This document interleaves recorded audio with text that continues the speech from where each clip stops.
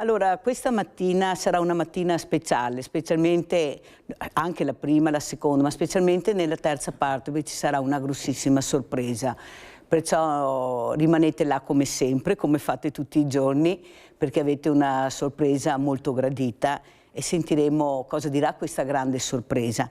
Ma soprattutto questa mattina vorrei aprire questa posta di Mirella, perché è una posta per Mirella, è arrivata qua da Chiara Ircetti, Sorrido a me stessa, questo libro che questa splendida donna ha scritto per cercare di far capire l'angoscia, la fatica, l'umiliazione, però la voglia di vivere, di esserci. Io sono viva, ce la farò, devo farcela perché credo in me stessa, nonostante l'epilessia di cui lei ha parlato e di cui Chiara soffre. Lei vuole andare avanti, sono brava anche nel lavoro ma non mi fanno andare avanti. Ho il lavoro certo, per fortuna, ma ci mancherebbe alla mia età, però sono in un angolo, non riesco a fare strada. Perché? Perché mi vedono diversa, non si fidano, hanno paura. Perciò io leggerei, questa mattina iniziamo Chiara, guerriera invisibile, racconta la sua vita segnata dall'epilessia e da malattie che non si vedono, ma che non le hanno tolto la forza di sorridere.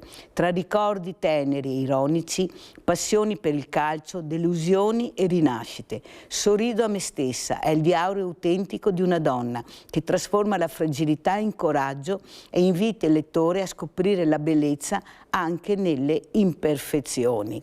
Allora io questa mattina ho l'onore, perché per me è un onore, ad avere Alberto Torresan, testimonial adoces, ma soprattutto perché sa di cosa ho parlato e di cosa ho raccontato. Ecco, mi fa molto piacere averti, Alberto. Spero che anche tu legga il libro di Chiara, così come lo chiedo anche a Alberto Capelletto, già sindaco di San Biagio, del partito del PD, naturalmente. Non so se ha cambiato casacca, perché ultimamente bisogna che domanda sempre, perché io ho sotto una casacca, poi mi ritrovo su un'altra, perciò meglio non sbagliare, chiedere. E soprattutto cosa può fare la politica che è nella stanza dei bottoni, per aiutare queste persone che ce la stanno mettendo tutta per trovare una dignità nella vita. La dignità è la cosa più importante. Ecco, partirei proprio con Alberto Torresan. Cosa dice Alberto? E a Chiara, che sicuramente ti vedrà, se non questa mattina, magari questa sera o domani sul cellulare, su YouTube. Prego, di Sveglia Veneti. Beh, buongiorno a tutti, grazie per avermi invitato anche oggi. Cosa posso dire a Chiara? Che tanto di cappello, perché essendo anch'io un paziente dell'ospedale ormai da 7 anni, anche scrivere un libro non è facile, perché tanti hanno la tendenza a tenere tutto per sé. E lei secondo me ha fatto un gran gesto e potrebbe essere anche tipo una liberazione, e bisogna far conoscere a più gente possibile i problemi che ci sono oggi, non tenere nascosto tutto. Senti Alberto, anche tu tanti mesi di ospedale, tante cure, depressione, ma voglia di farcela, mai mollare. Ecco, cos'è che vedi nel 2026? Ecco, cosa chiederesti al nuovo presidente della regione, ad Alberto Stefani, che ha aperto, dando molto spazio al sociale, ha aperto un assessorato esclusivo al sociale, e soprattutto un sociale a 360 gradi. Ecco, cosa c'è che non va? Cosa vorresti dire, Torresan? Cosa posso dire? Che bisognerebbe dare più spazio a queste persone come noi che abbiamo bisogno. Far capire, come dico sempre, a più gente possibile che ci sono problemi, ci sono tanti problemi e ce ne hanno tanti secondo me. E bisogna aiutare queste persone in qualche modo. Bisogna provarci, perché sono sempre uno di quelli che bisogna provare fino in fondo, non arrendersi mai e puntare sempre a un obiettivo. Nel mio caso, quando mi hanno... Spieghiamo un po' anche per chi non ti conosce chi sei, Alberto, e per chi sei qui questa mattina a Sveglia Veneti. Beh, sono Alberto, ho 46 anni e sono un ex giocatore di calcio, ho calpestato campi da calcio per 33 anni e all'età di 39 anni mi hanno diagnosticato un mieloma multiplo. E da là praticamente è partito tutto il mio calvario, ero arrivato ormai al 4º stadio, una possibilità c'era e l'ho sfruttata tutto e oggi penso di essere qua e di meritarmela. perché ci ho messo tutto quello che potevo. Sì. E lo sport, dico sempre, lo sport secondo me mi ha aiutato tantissimo, oltre a mia moglie fantastica, sempre al mio fianco. Che salutiamo. Esatto, ciao dai. Federica. Ciao Federica. E sport perché lo sport ti aiuta anche un domani, la forza che hai, la consapevolezza delle possibilità che hai anche, e io ero uno di quelli che la domenica se perdeva faceva una settimana bruttissima, i miei compagni neanche volevano vedermi durante la settimana perché vedevo l'ora che arrivasse la domenica successiva perché dovevo vincere, odiavo perdere, e ora questa cosa che ho maturato negli anni l'ho portata anche in ospedale, cioè questa malattia con me non doveva stare, doveva andarsene il prima possibile, e ho affrontato giorno per giorno, anche se ho avuto momenti che ero più di là che di qua, però ho sempre fatto col sorriso e sempre quei scarpini addosso. Ascolta Alberto Torresan, cosa hai provato ieri a vedere queste due donne? Ecco, una di proprio anche mamma, a Brignone, con questa caduta che aveva fatto recentissimamente, vincere la medaglia d'oro.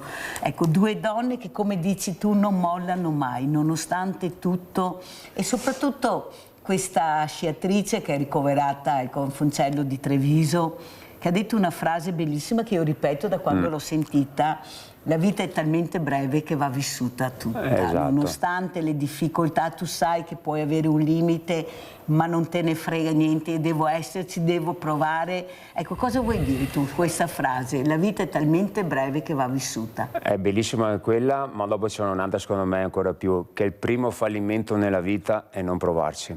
Ha detto anche, questa è la frase che mi ha un po' rispecchiato nel mio percorso in ospedale. Un sportivo sa che fa sport da anni, non rinuncerebbe mai, soprattutto alle Olimpiadi, a partecipare. È arrivato col crociato rotto, mi sembra, è andata come è andata, però lei era là per provarci. Non guardi in faccia a nessuno, te lo dico.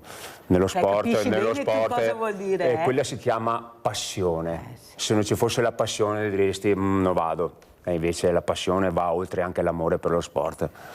Alberto Cappelletto, Partito Democratico, politica, questo uomo, queste donne, quelle storie che ha raccontato anche Chiara, che rappresenta tantissime fragilità.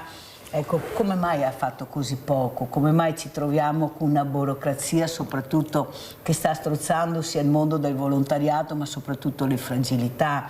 Se nel 2026 non sei strutturato in tutti i sensi, meglio che stai a casa e dici lasciamo così, ma non si può, bisogna lottare, bisogna vincere, bisogna far capire alla politica che c'è un'altra faccia della medaglia e sono le fragilità. Ecco, come mai anche la sinistra non ha risposto in maniera, diciamo, adeguata e soprattutto non ha capito il momento che aveva favorevole di continuare con le fragilità, magari anche a quei sagre paesane, cosa che ha fatto la Lega. Voi avete fatto, no, voi parlo in generale naturalmente, Cappelletto, i salotti mondani, e gli altri hanno ripreso invece quella che era la sagra, dove arrivavano le persone, il pubblico, ecco, le famiglie, perché erano veramente affollatissime. Ecco, questa sinistra che è diventata intellettuale, che ha perso tanti voti rispetto a quelli, gli operai che hanno votato Lega, che hanno votato, cioè, cosa dice a distanza di tempo? Cosa è successo in questa fase anche per loro, Cappelletto? Innanzitutto incomincerei a ringraziare tutte le associazioni che ci sono nei nostri territori, perché il Veneto è uno dei territori dove ha la maggioranza delle associazioni in tutta Italia sostanzialmente, e quindi è grazie a loro perché si acuiscono o si attenuano, a seconda delle situazioni, si attenuano quelle che possono essere le difficoltà di queste fragilità. Se mi dici la sinistra, la destra, è una storia anche del passato. A me piace anche pensare al futuro. Il futuro, la politica, tutta la politica, che possa essere di sinistra o di destra o di centro, non ha qualsiasi colore sia, deve sempre più oggigiorno, con tutte le difficoltà che ci sono, perché sappiamo essere maggiore individualismo piuttosto che aggregazione. Dobbiamo ritornare ad una volta, essere in mezzo ai cittadini, essere presenti, perché la vita reale spesso e volentieri è diversa rispetto a quello che può essere i temi politici. Si affrontano i temi politici che poi non sono la realtà della quotidianità delle persone. Oggi le persone fanno molta difficoltà. Bene, visto che noi chiamiamo, prima avevi fatto una domanda su cosa sta facendo anche la Regione. bene che la Regione incominci a porre la sua attenzione sulla seconda S, ULS, servizio sanitario sociale, quindi si è prestata molta attenzione al servizio sanitario con tutte le difficoltà, con tutte le problematiche che ci sono ancora oggi, perché quando guardiamo le visite, i tempi di attesa per potersi curare, e spesso e volentieri le persone rinunciano anche a curarsi, dobbiamo continuare a dare una risposta là, ma il sociale era sempre qualcosa che arrivava dopo, perché il sociale vuol dire, tanti considerano il sociale una spesa, e sappiamo che i costi solitamente si tagliano. Dobbiamo incominciare a ragionare che il sociale è un investimento per il nostro futuro. Siamo una popolazione che sta invecchiando sempre di più e quindi queste fragilità nelle persone più anziane saranno sempre maggiori. Grazie anche alla medicina siamo in grado di poter affrontare il nostro futuro in modo diverso. Io ascoltavo la testimonianza di un percorso di una malattia che è superata grazie a una donna, la moglie, che era vicina ad Alberto, quindi la famiglia. Pensavo a quello che io ho vissuto nel mio piccolo e in modo anche indiretto, perché è toccato a mio fratello, ma mio fratello a 57 anni ci ha lasciato. Quindi ho vissuto da vicino anche tutto quello che può essere una situazione di difficoltà, di una malattia che invade il tuo corpo e poi purtroppo per mio fratello non ce l'ha fatta, però mi ha lasciato a 57 anni, quindi ancora di più mi sento stimolato, per quanto oggi, dicevi bene, già sindaco, oggi non sono più sindaco, ho avuto questa opportunità, magari vedremo il futuro cosa ci riserva, non potevo più farlo perché la legge mi imponeva di non poter più accedere a quel ruolo. Sicuramente però il sociale, quello che è la persona, essere vicino alla persona mi stimola a fare sempre di più una politica, nel mio piccolo, ed essere vicino alla gente, a fare aggregazione, a voler essere per risolvere i problemi. I nostri comuni, i piccoli comuni hanno delle opportunità e queste opportunità vanno colte e portate avanti sempre di più. Allora, io l'altro giorno ho avuto l'avvocato Antonella Tocchetto, che penso Capelletto conosca, per parlare del giorno delle foibe, proprio in contrapposizione a dei rappresentanti di altri partiti, di Forza Italia e di Fratelli d'Italia. Perciò due. E quello che è emerso, e mi è piaciuto tantissimo, è che Antonella Tocchetto ha detto: bisogna unire le forze, sederci tutti attorno ad un tavolo. Io non sono di destra, non voterò mai destra, però dico, per capire la verità. Ma non facendoci la guerra, capendo ognuno nel proprio ruolo quello che può dire. E io penso che la politica, Capelletto, dovrebbe fare questo. Indipendentemente maggioranza o minoranza, tutti sono stati eletti per il bene del paese, per il bene delle comunità. Per questo eleggiamo i politici, non è che li eleggiamo perché. E invece vediamo sempre questa contrapposizione, sempre uno contro l'altro. Se uno fa una cosa buona, l'altro la distrugge. Decidono di fare una cosa insieme, poi qualcuno arriva e si distrugge tutto, senza pensare che invece sono là pagati da noi e pagati anche profumatamente, a parte i sindaci poveri, che c'è quelli che ha patata bollente in mano e quelli meno pagati, ma non importa, un'altra storia. Ecco, si litiga. Io mi ricordo una volta i politici, quelli veri, anche i statisti, mi ricordo, non so, Almirante con Berlinguer, oppure Almirante Pannella, cioè c'era questo rispetto delle idee dove si trovava alla fine una via di equilibrio, ecco, di equilibrio. Qui vediamo delle scene pazzesche. Cioè tutti contro tutti, ma non per il bene del paese, perché guardate come siamo presi. Qualcuno dice: stiamo andando bene, non c'è problema.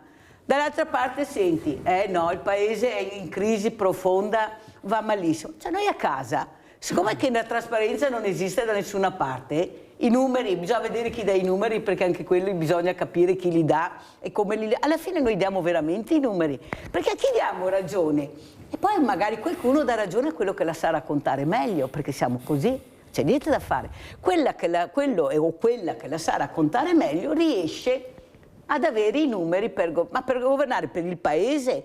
Mi sembra che in tutti questi anni eravamo la quarta potenza mondiale, specialmente il ricco nord-est, l'ex mitico nord-est, fatto di piccole imprese, piccoli artigiani, commercianti, piccoli industriali, medi industriali, qualcuno addirittura con la quinta elementare, che hanno portato alto il paese. Cosa ha fatto la politica in generale?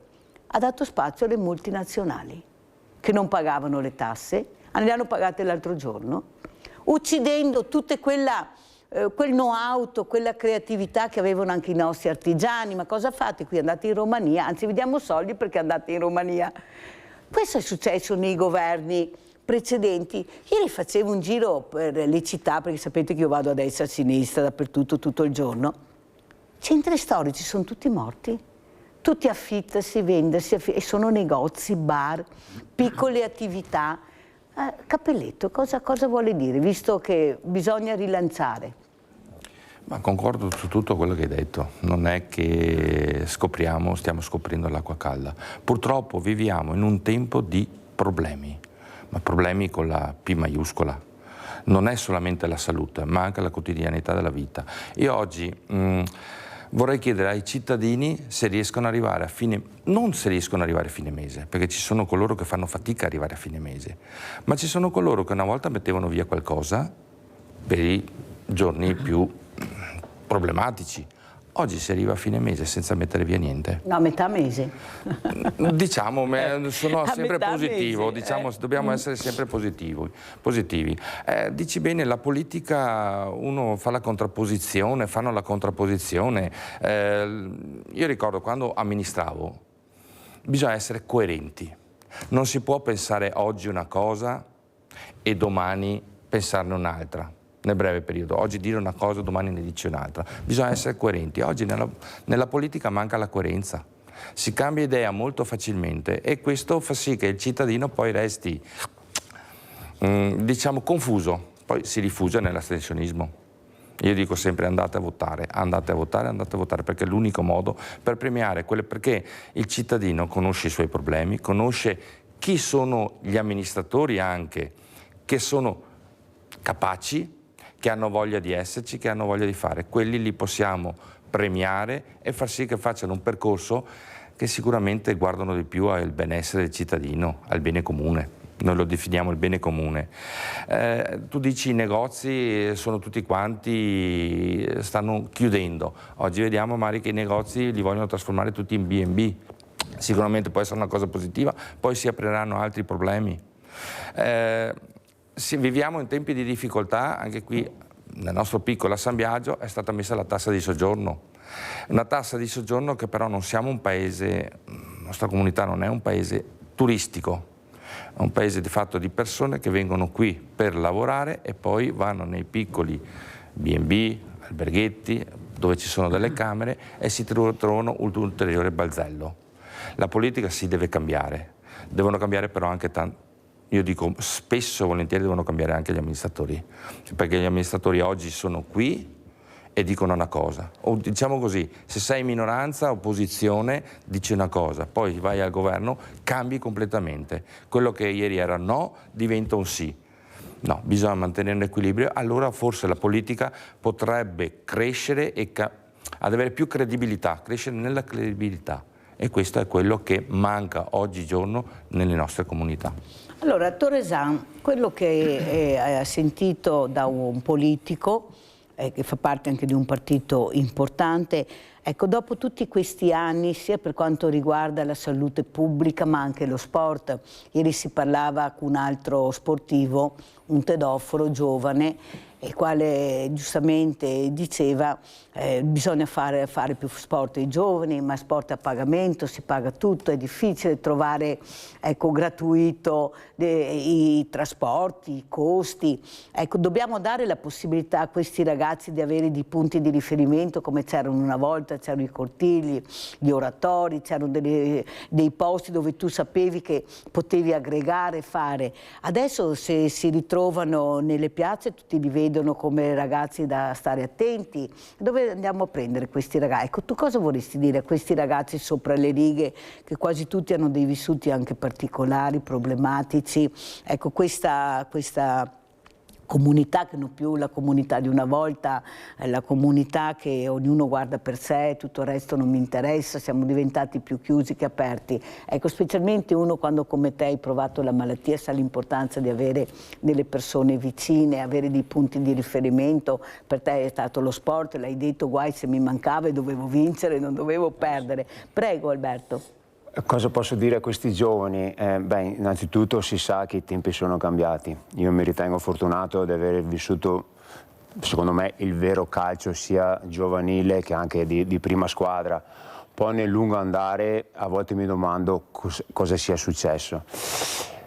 È ovvio che anche i prezzi per iscrivere un ragazzo giovane sono aumentati rispetto a una volta, e se una famiglia fa fatica ad arrivare a fine mese, purtroppo deve limare dove si può, non puoi limare sul mangiare, se no non vivi, e purtroppo magari rinuncia al figlio, mandarlo a scuola, cioè mandarlo a calcio. Ci sono tante cose. Dopo io ti dico, io vado in due ospedali, faccio delle tratte lunghe, tipo vado a Udine, e mentre vado a Udine passo davanti a diversi campetti da calcio, tipo al pomeriggio, dalle 3:30 a 4. Ai miei tempi alle 3:30 a 4 c'era la fila per prenotarsi il campetto da calcio, voglio dire. Adesso dico, hanno tutto, perché certi comuni mettono a disposizione anche addirittura dei campi sintetici. Quando vado a Padova ce n'è uno grandissimo, adesso non mi ricordo il paese, che faccio la strada del Santo, e mi viene il malincuore quando torno a casa alle 5 o alle 6, che era l'orario che c'era il pienone vuoto. Ma secondo te, Alberto, cosa è successo? E questi hanno un campo sintetico. Ai miei tempi facevi un campo da calcio con 2 cartelle, sui sassi, su terra, con pioggia. Cosa è successo allora secondo te? Guarda, posso dire sinceramente, non lo so. Qualcosa è cambiato? Sicuramente. Dicono che ci sia un cambiamento culturale a 360 gradi, cosa dici, Torresano? Secondo me sì, ma proprio dall'oggi a domani. C'è una cosa impressionante. No, guarda, mi trovi spiazzato su questa domanda, non so se ci saranno, il motivo c'è, saranno anche forse anche tanti messi insieme, ma secondo me non so, o sono diventati pigri, non riesco a capire, o il sport non è più una cosa prioritaria. Noi arrivavamo a casa, massimo mezz'ora di studio, che non va bene, per fare i compiti, e fin sera sul campetto, fin quando mia mamma mi veniva a prendere. Cioè, Cappelletto, cosa è successo secondo Alberto Cappelletto? Non ho la ricetta È difficile rispondere a questa domanda. Io penso che la tecnologia, per quanto possa aver portato tutta una serie di aspetti di benefici nella salute, nel nostro modo di vivere la vita, ha portato sicuramente benessere, no? Ha aumentato anche, una volta a 50 anni, io ricordo i miei nonni a 50 anni li vedevo vecchi, proprio segnati dalla vita. Oggi, se guardo anche i miei che hanno 85 anni, si riconosce persone anziane, ma non li vedo ancora segnati da quella vita che era nel passato. Secondo me la tecnologia, il stesso telefonino, no? Parliamo di telefonino, ha fatto sì che i nostri giovani subito, perché non disturbino nella società, c'è questo approccio che dandogli il telefonino anche da piccolo poi non ti disturbano. Poi li trovi a 14, 15 anni, 16 anni, che è il momento in cui dovresti essere fuori, no? Andare a fare la capanna dove hai un po' di bosco, ti fai la capanna, ti diverti, vai a giocare sul campo da calcio, perché è quello il divertimento. Oggi ti metti davanti al cellulare e quello diventa il divertimento che... Però, Cappelletto, non è che... quasi una droga. Non è colpa loro, perché chi ha dato questo cellulare in mano a questi ragazzi? Chi è quando il bambino a 4 anni dà il giochino, che così il bambino non rompe più le scatole, comincia già, perché a 6 anni adoperano già. Sì. Cioè questo adulto che non ha capito invece l'importanza di parlare con il bambino quando inizia a parlare chiede perché è curioso. Capisce, vuole apprendere, capisce che questi genitori hanno sempre fretta, devono andare a lavorare, sono stanchi, stressati, e allora vai con questi giochini. A 8 anni gli dai il cellulare, ecco, i diversamente giovani non lo sanno adoperare. Io devo fare lezioni di sicurezza il sabato per aiutare a capire l'importanza anche di conoscere, di adoperare il cellulare. Loro lo adoperano, loro sono nati col cellulare in pancia. Però come si spiega molto bene, qua è la famiglia, sono i genitori che devono capire fin dove può arrivare la tecnologia, a che età dare questi strumenti, come rispondere a questo bambino che sta crescendo, che è curiosissimo, che guarda attorno, vuole imparare tutto, capire tutto.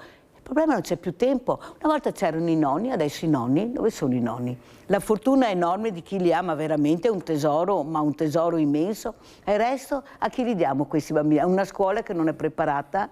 Abbiamo forse dei professionisti che fanno attività motoria negli asili, nelle elementari? Assolutamente no. Ci sono le maestre che si devono inventare il mondo e quello che sentono e certa sensibilità. Ma io bambino non devo mica essere fortunato a trovare quella scuola o quell'insegnante. Io devo avere quello che mi aspetta di diritto, crescere bene, crescere sano, in salute, con conoscenza e coscienza. Alberto Torresano. Innanzitutto secondo me con la scusa del telefonino i genitori dovrebbero essere un po' più severi. Mettere secondo me un'età da quando si può usarlo, perché così, come hai detto tu, fa partire subito da giovane bambino, fa perdere anche un po' la connessione del tempo e di qual è la vera vita che c'è fuori, perché è tutto a portata di mano, perché a volte non ti rendi neanche conto a quanto stai il tempo sul telefono. Anch'io a volte, quando ho la giornata un po' che non ho voglia di fare niente, mi metto in divano, magari sono le 2 e dico, no dai, basta 10 minuti di telefono, guardo loro, sono già passato un'ora. Cioè ti fa perdere proprio la connessione del tempo, il telefonino. Non ti rendi neanche conto, è una roba impressionante. e dopo io dopo un po' divento ribambito, io dico, perché guardate te, e ora ciapo, vado fuori, vado a fare una passeggiata con quel cagnolina e devo straviarmi, non sono uno fatto per divano, questo si è capito.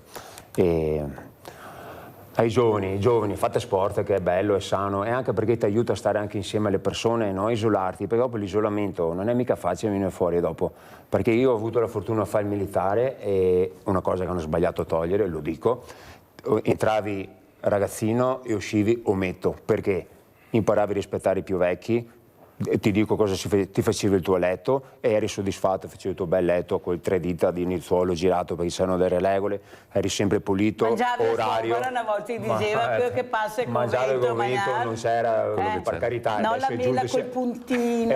C'era la patata era per tutti, c'era la pasta, cioè voglio dire, quello era una regola, dopo è una ruota che gira. Sentiamo Chiara da Santa Maria di Sala, poi continuiamo, vai Chiara.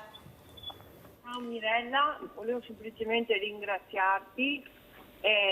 Io sono l'autrice del libro. Oh, Chiara è l'autrice del libro. Chiara dice, hai visto che forza della natura abbiamo anche questa mattina? Ascolta, io ho appena finito la puntura di chemioterapia e mi hanno chiamato per dirmi che eri in diretta e sto andando su un altro ospedale. Quindi non ho visto la trasmissione in diretta, però so che hai letto la lettera. E vorrei fare un appello anche ai tuoi ospiti, soprattutto sapendo che hai un sindaco lì. Ho ascoltato 2 o 3 parole. Già sindaco, non è più sindaco. Ah, scusa. Vai tranquilla. Allora, a me piace quando dicono che il rispetto, la cultura del rispetto, l'attenzione per i più deboli. Però sa, sindaco, volevo farle una domanda anche se è ex sindaco, perché io ho un po' di difficoltà a relazionarmi non solo con l'attuale amministrazione, ma anche con quelle che sono state, perché se chiedo, scusate, perché di 104 dipendenti sono la persona con il livello più basso, mi dicono fai un concorso, l'ultima volta mi hanno detto che potrei andare a fare le pulizie, lo dico qua perché ormai da Mirella è l'unico posto dove posso essere sincera. Allora chiedo, ma perché nelle amministrazioni non si fanno mai dei concorsi di crescita per le categorie protette?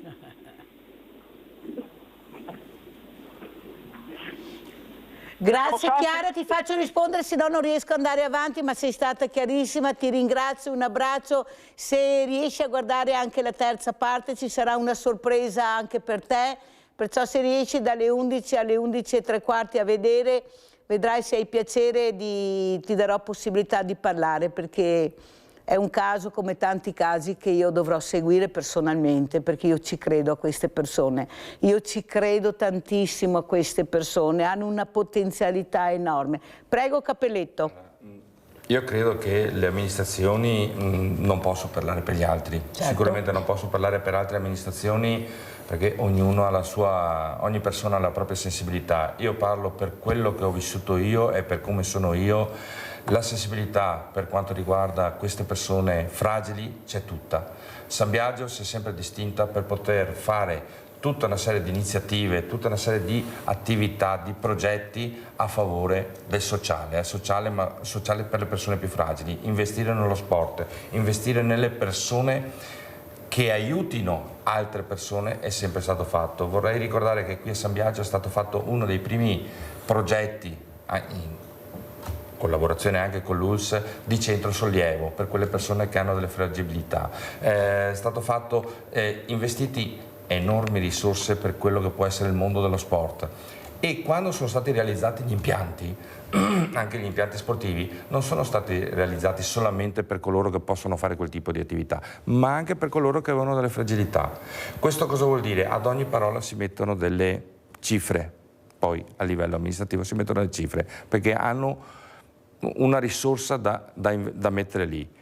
Dipende sempre l'amministrazione se considera quelli sono costi o se sono investimenti. Io li ho sempre considerati investimenti e quindi sono stati fatti. Oggi noi abbiamo dei San Biagio, si contraddistingue come impianti, strutture, opportunità che fanno la differenza. Vorrei ricordare che una volta qui non c'era un centro prelievo a San Biagio, le persone dovevano muoversi, andare da qui, andare a Treviso o piuttosto da un'altra parte, ma sempre distanti, farsi 12-13 km di percorrenza di strada, anche le persone più anziane.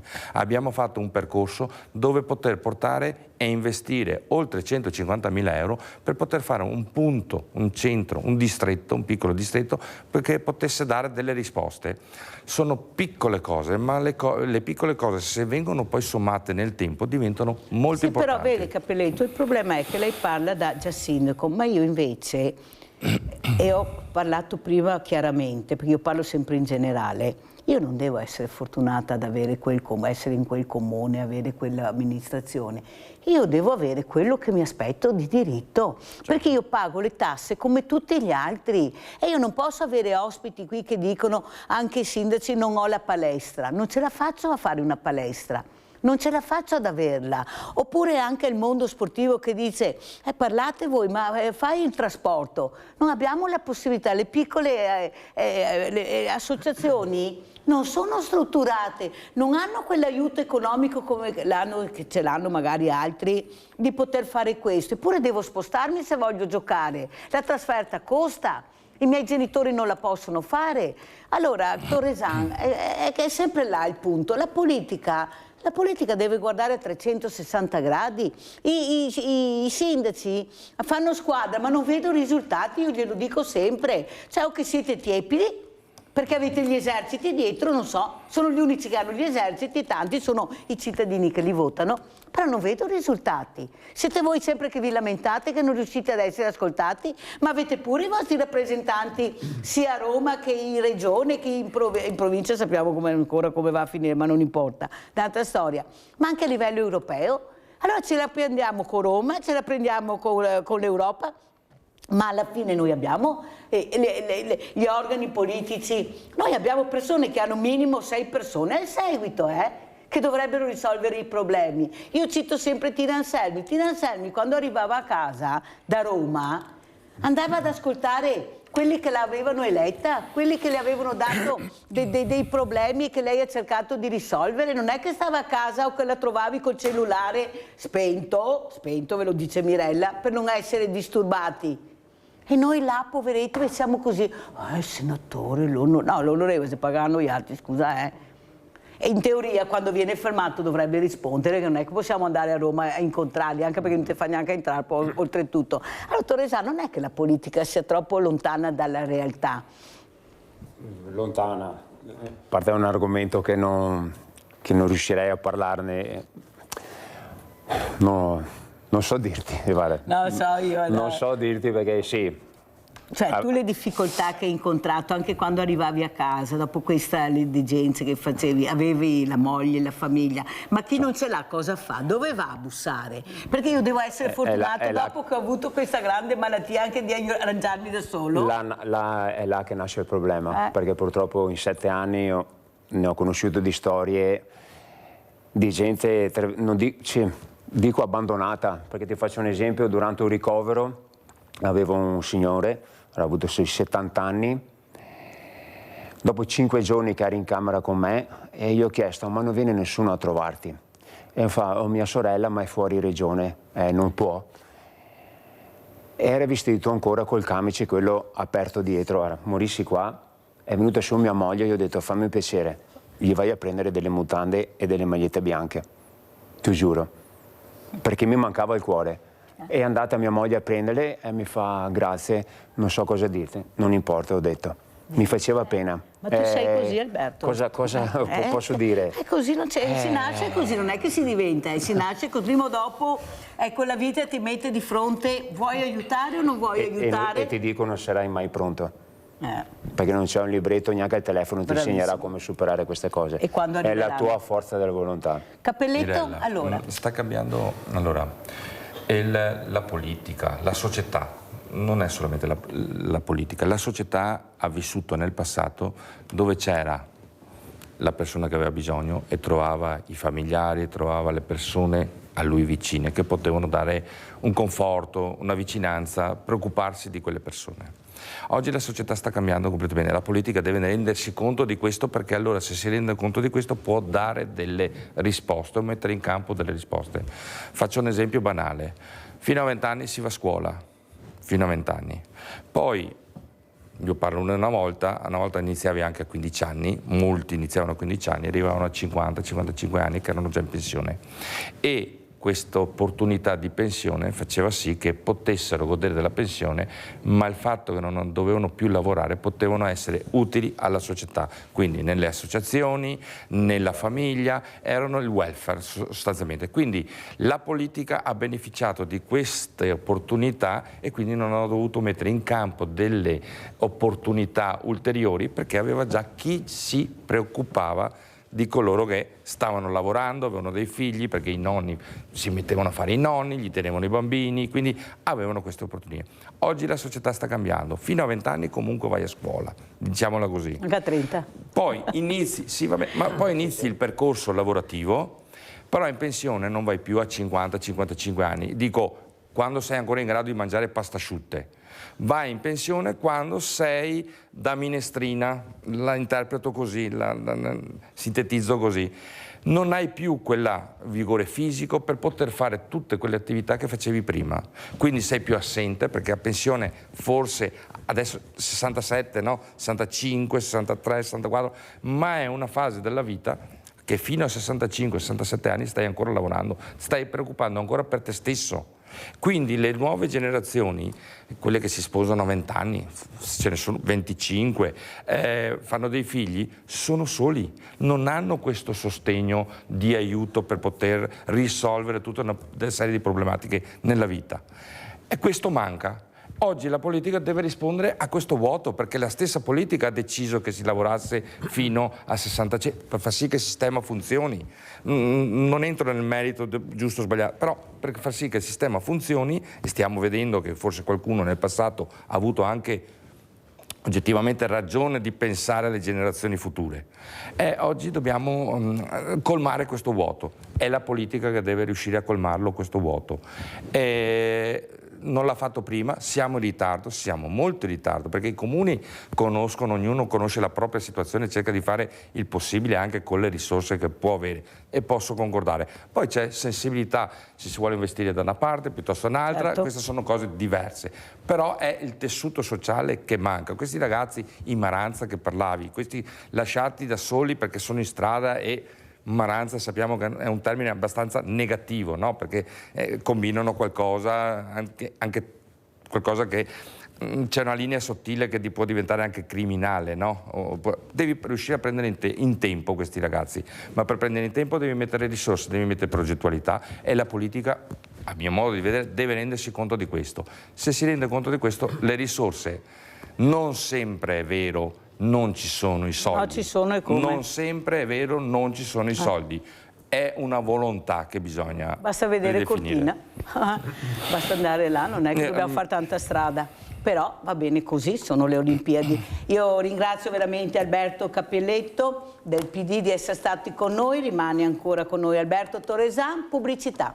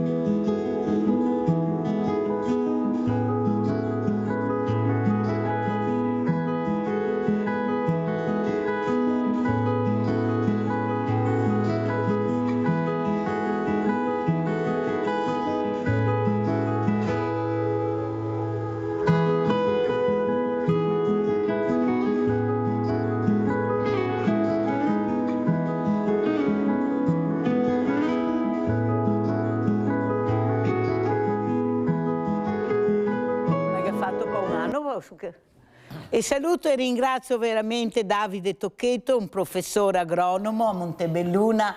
Perché abbiamo visto questo video, professor Tocchetto? Cosa vuole dimostrare? Perché c'era lei in questo video con queste creature, prego. Questo è un progetto di un'associazione di volontariato di Treviso, I Care Onlus, con Gianni Rasera, Vincenzo Grasso e Mamadou. È un'attività iniziata 10 anni fa con la costruzione di una casa, di un centro sociale, di uno spazio, dove queste persone che avete visto, queste erano 70 donne di un'associazione di 200 donne senegalesi del villaggio di Jaffor, hanno adesso la possibilità di fare quello che avete visto, agricoltura sostenibile e cominciare a trasformare i prodotti. Noi siamo nati come esperti non volevamo insegnare niente a queste donne, ma abbiamo detto ci sono le vostre risorse, cerchiamo di utilizzarle al meglio e vi insegniamo come si può fare. Cosa ha imparato, professore? Perché vi hanno insegnato qualcosa in questo periodo, in questa settimana che voi siete state là? Cosa avete portato a casa anche come insegnamento? Porti a casa un'altra parte di te, perché siamo tornati a spostarci col carretto con l'asino, siamo tornati a mangiare per terra, siamo tornati a mangiare in famiglia, abbiamo mangiato in casa del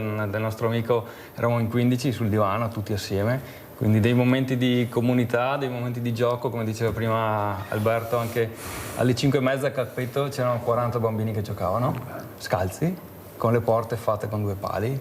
Quindi sono dei momenti che qua magari bellissima la provincia di Treviso, siamo avanti, ci cambiamo, ci laviamo, mangiamo sempre, ma ti mancano delle cose basilari dell'esistenza. E soprattutto questo sorriso, questa allegria, con niente, no, con poco, perché non hanno niente, loro riescono a gestire la giornata, a mangiare, a divertirsi, a giocare, a stare insieme, a parlare. E soprattutto l'accoglienza, che quando si arriva loro ci riservano un'accoglienza sempre che ti fa rimanere senza fiato. Loro ti baciano, ti abbracciano, quel poco che hanno la prima cosa lo vogliono condividere. Ecco, com'è la situazione? Perché qua bisogna anche capire tutti come fratelli, o stiamo meglio ancora tutti cugini, perché lì sono tutti cugini. E niente, porte a parte è una cosa che abbiamo un po' dimenticato, puoi fare tutto dialogando. Ovviamente tu non sei l'esperto del mondo che va lì e trasformiamo quello che avete, ma io sono l'esperto che dice cosa c'è qui, cosa possiamo fare, quali sono le tue tradizioni, vediamo un po' di aiutare a sviluppare il mercato, sviluppare i prodotti, portare magari qualche aspetto igienico-sanitario, perché hai fatto la marmellata, ti serve. Ho visto la marmellata di papaya a proposito, vero professore? Ecco. Non c'è la birra, peccato, quindi potremo anche convertire qualcosa in birra. Insomma, sono dei momenti importantissimi di comunità, di sviluppo, di trasformazione, soprattutto centrato sulle donne. Questa è un'associazione, ripeto, di 200 donne che si sono messe in gioco, useranno questo edificio, useranno questi spazi per aumentare il loro reddito, anche perché è una cosa importantissima, e soprattutto essere di esempio per tutta la comunità. Agricoltura sostenibile, cosa vuol dire, professor Tocchetto? Vuol dire usare le risorse senza esagerare. Lì mi avete visto lavorare nel video dove ho spiegato cosa possiamo fare con i rifiuti della marmellata, le bucce, gli scarti, eccetera. Non si butta via niente, non si butta via niente, ma neanche qua in tante situazioni si chiama un po' permacultura, quindi l'abbiamo interrata, gli buttiamo un po' di acqua, quindi questo materiale organico della cucina diventerà compost, e su questo tipo di terreni, che sono terreni sabbiosi, molto, insomma, delle particolarità, diventeranno molto più fertili dal prossimo anno. È un po' questo il senso, insomma, avete sempre lavorato in un certo modo, vediamo quali sono le tecniche che permettono di avere un maggiore raccolto e quindi un maggior reddito. Senta, professor Tocchetto, io devo farle questa domanda.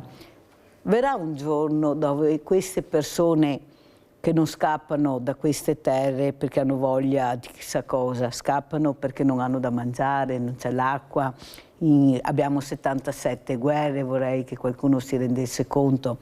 Verrà il momento che avremo una società che comprende che dovremo sfruttare questi terreni per le popolazioni, diventare terreni fertili, lo sono già, ma siccome sotto hanno le miniere d'oro in tutti i sensi, è inutile che pianti il grano o che tiri fuori l'acqua, perché sennò non riesco più poi a prendermi la mia fetta di torta, che sono le terre rare, tutti i prodotti. Verrà il momento, secondo lei, che queste popolazioni, anche con l'emigrazione, perché il futuro è nella mano dei giovani, cioè è inutile che ce la giriamo, quelli diversamente giovani, anche quelli che dicono alla fine il mondo sarà di loro. Verrà un momento che lei sente che queste popolazioni avranno veramente il necessario per vivere nei loro paesi, nei loro territori? Questo momento c'è perché molti giovani sono venuti in Europa o negli Stati Uniti o si sono spostati e secondo me hanno tanta voglia di tornare. È difficile, lo sanno tutti che è difficile tornare. Hanno voglia di tornare? Hanno voglia di tornare perché capiscono che hanno le risorse per farlo. Nei video che avete visto, il mese scorso hanno scavato il pozzo, c'è l'acqua a 4 metri. Non l'hanno mai usata perché non hanno mai scavato il pozzo, quindi serve l'aiuto per scavare il pozzo, l'acqua lì è a 4 metri, quindi basta prenderla e portarla nell'orto. Quindi le risorse ci sono, le possibilità ci sono, molti ragazzi studiano, tutti studiano in quel villaggio lì, non c'è gente che va in giro a fare, come dicevamo prima, che sentivo prima, i ragazzi studiano, sono preparati e vogliono fare. Ci sono tantissime possibilità, è chiaro che sembra più facile il calciatore di un certo tipo, porta pazienza Alberto, il calciatore di un certo tipo, certe cose che vedono anche loro in televisione. Sembra molto più facile sognare questo che non lavorare a casa Cosa tua. dicono questi ragazzi, questi bambini, anche queste donne con il quale lei ha condiviso questo percorso? Cosa le chiedono, cosa dicono? Io sono rimasto impressionato, ho tantissima voglia di imparare. Per me era una cosa facilissima fare la marmellata, l'ho sempre fatta anche da bambino, e loro hanno detto: come la marmellata di papaya a casa mia? Cosa serve? Papaya, zucchero, la pentola. Abbiamo pestato col metodo tradizionale i fiori di ibisco e mi ha detto: perché dobbiamo usare questo metodo tradizionale quando abbiamo a casa il frullatore? E ho detto: la prossima volta faremo col frullatore, non c'è problema, però mi pareva bene farlo col palo di legno. E quindi loro chiedono di poter fare le cose perché le risorse le hanno, lo sanno benissimo. Però non sanno? Non hanno gli strumenti? Non hanno gli strumenti, non gli hanno insegnato, non hanno mai visto la possibilità di vendere marmellata invece di vendere solamente i papaya al mercato, insomma. Quindi ci sono tantissime possibilità. Diciamo le marmellate, ci sono i succhi di frutta, eccetera. Poi si può sviluppare una filiera. E quando ti si ammala, com'è la situazione? Lei sta parlando con un uomo che ha visto, ecco, proprio lo spettro della morte più volte, ma che ha saputo reagire. Come si vive Allora, su quando questo uno sta male? ho sempre visto cose positive, cioè la cooperazione internazionale di cui l'Italia è maestra, ma anche gli Stati Uniti, se vogliamo, l'Olanda, qualsiasi paese, in Africa, come sono stato anche in Medio Oriente, c'è sempre una clinica, un ospedale fatto da. Mi sembra che lì nel villaggio sia fatto dal Belgio, ne ho visti tantissimi anche in Medio Oriente. Ho visto dei lavori fatti dall'America, che poi Trump ha chiuso, eccetera, però qualcuno da fuori ha fatto queste cliniche e sono frequentate, quindi c'è bisogno di... si curano da fuori però. Maurizio da Conselve, ciao caro Maurizio. Ciao Mirella, buongiorno ai tuoi ospiti. Allora, qui tocchiamo un tasto dolente. Allora, se questa gente che scappa dai loro paesi e vengono in Italia, ok? Ecco, perché abbiamo detto che sono paesi ricchi. Ecco, con la scusa delle guerre scappano, vengono qua perché i loro presidenti gli impediscono di vivere, vengono qua perché sanno che in Italia c'è il Bengodi, dove i famosi italiani lavorano dalla mattina alla sera per pagare tutte queste cose. Ecco, questo è il discorso. Io posso capire che c'è anche gente che scappa perché viene frustrata e tutta una serie di cose, ma la maggior parte sono giovanotti di buona forza, buona caratura, che se vorrebbero potrebbero lavorare, ma sanno che naturalmente è più facile essere mantenuti che naturalmente lavorare. Questa è la sintesi del discorso. Ecco, io con questo chiudo, vi saluto e vi auguro una buona giornata. Anche a te Maurizio, chi risponde di voi due? Dai Alberto Torresan, rispondi te, dai, dopo sentiamo anche... Vorrei rispondere, se fosse il contrario, che se lui avesse bisogno, cioè se fosse una guerra qua e scappa dall'altra parte, cioè, mi sembra un po' una domanda un po', non so. Tocchetto? Abbiamo fatto anche noi, cioè, ci sono 30 milioni di italiani in Sud America, quindi non è che sono andati l'altro giorno, sono scappati da qua anche loro per cercare lavoro. Professore, cos'è secondo lei che non riusciamo a capire, che se diamo loro la possibilità di lavorare, loro lavorano?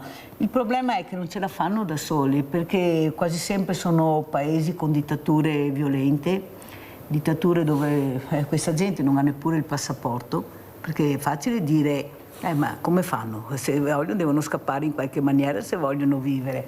E soprattutto una persona mi ha detto, è vero Mirella che puoi portare là diversi strumenti, ma quando si rompono questi non hanno mica la possibilità di cambiare il pezzo, c'è tutto c'è una catena che è la filiera che dovrebbe essere molto unita, perché è inutile che io regalo il trattore, ma se dopo questo trattore si rompe, dove vado a recuperare il pezzo? C'è come una volontà anche di interrompere quella solidarietà, come dice lei, che potrebbe aiutare. Andiamo nella Luna, non so, basta andare nel Veneto, quanti trattori abbiamo anche magari da aiutare, da portare, abbiamo il cargo di aerei, cioè non sai che problema è che se c'è la volontà, bisogna vedere se c'è la volontà di fare questo, di farli vivere decentemente, di farli vivere senza guerra. Ma si rende conto, professore, cosa ho detto? 77 guerre? Perché noi ne parliamo di quelle 2 o 3, principali, che veramente sentiamo più nei media, nei mass media. Però ne abbiamo 77 guerre e anche in questo momento, io lo dico tutte le mattine, stanno morendo tutte persone che non c'entrano niente con la guerra, perché la guerra è solo per arricchire il politico di turno, il dittatore di turno, che poi se ne vanno con tutti i soldi e lasciano il popolo in quelle condizioni. Io sono convinto, anche qua a Torresano, che il cambiamento lo faranno i giovani. I giovani non sono così, i giovani sono più sensibili, più avanti di quello che pensiamo. Il problema è che non li ascoltiamo, non gli facciamo toccare con mano quelli che sono le realtà. Adesso qualcosa si inizia. Professore, anche la scuola. O entrano da giovani in un meccanismo gestito da qualcuno che ha 30-40 anni in più, quindi c'è un gap generazionale ampio, con poca comunicazione. Sì. Claudio da Marano. Ciao Claudio. Sì, buongiorno a tutti. Ciao carissimo. Ma io penso che il problema dell'Italia non è il migrante che smonta dalla banchina. Il problema dell'Italia è anche il problema generale che c'è nel pianeta. Il problema è la destra. La destra non è la soluzione dei problemi, la destra è il problema, perché noi abbiamo il problema che questi padroni di industria che hanno fatto queste grosse holding nelle banche americane sono praticamente proprietari sia di armi, sia di terreni in Ucraina e sia anche dell'energia elettrica che usiamo noi. Cioè, sto parlando di BlackRock. E allora, quando nei governi ci sono interessi miliardari, non guardano in faccia a nessuno. E allora la destra non diventa più la soluzione dei problemi, diventa il problema, perché se paghiamo di più la corrente lavora dappertutto, quindi anche il prodotto che compro al supermercato lo pago di più perché ha pagato più corrente quello che ha fatto. Il problema sono questa gente, l'ho detto anche il Papa, c'è gente che sta straguadagnando sulle armi. Io ricordo la guerra in Corea è durata 3 anni, adesso l'Ucraina è 4 anni che è in guerra, ma pensano di sconfiggere la Russia, sono dei dementi. La destra non è la soluzione del problema, è il problema. Buona giornata. Abbiamo sentito le riflessioni di Claudio da Marano Vicentino.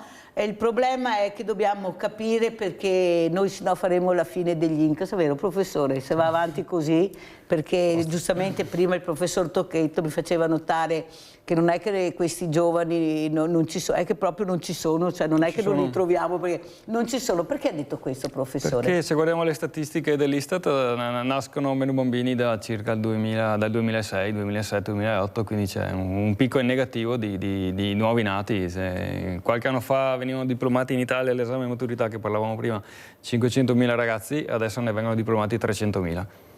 Quindi sono spariti 200.000 ragazzi, non perché sono emigrati, ma perché non sono nati praticamente. Quindi. Senta professore, lei insegna in una scuola, come vede questi ragazzi? Perché sembra che tutti girino col coltello, che tutti i ragazzi siano violenti, vediamo pochissimo i buoni esempi, io invece cerco di farli vedere tutte le mattine, io ho fiducia nei giovani, so che ce ne sono tantissimi di bravi, io cerco anche di farli vedere, però purtroppo gli esempi che vediamo cominciano veramente a preoccupare e c'è forse una volontà che non vuole fermarli. Io non penso che abbiamo dei numeri che non riusciamo a capire. Certo che abbiamo leggi che tutelano il minore se sbaglia, questo non va bene, dovrebbe veramente... Io sono convinta che al minore non serve il carcere, ma serve una rieducazione veramente importante, fatta di cultura, di storia, di gentilezza, di sport, sì. E dare le possibilità.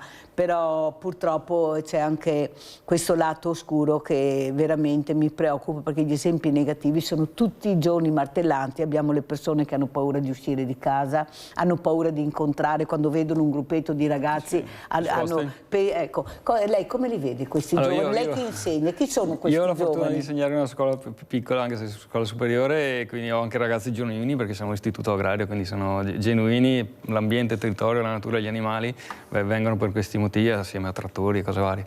ovviamente, però sono genuini. Li vedo tanti come gruppo di età disorientati.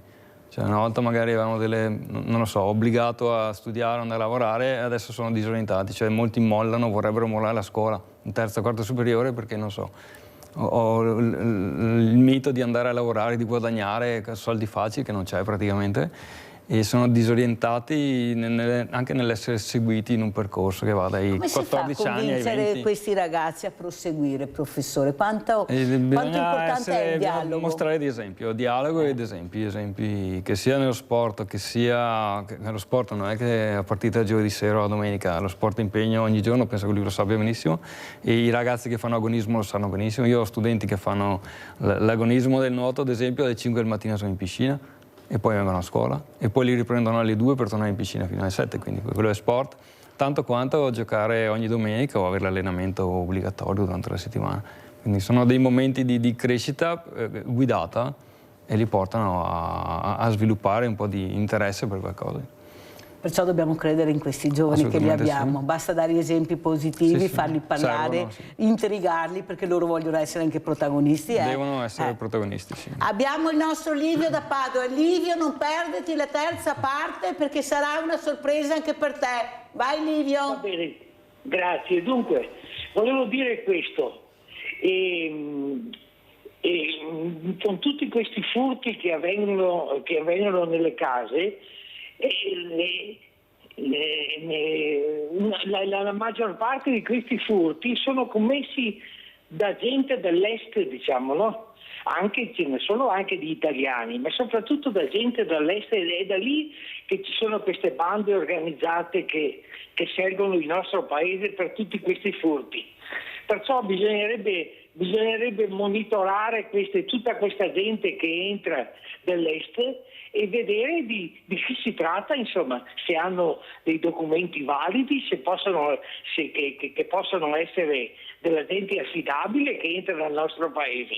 Poi una seconda cosa, diciamo, per scoraggiare anche questo problema dei furti, bisognerebbe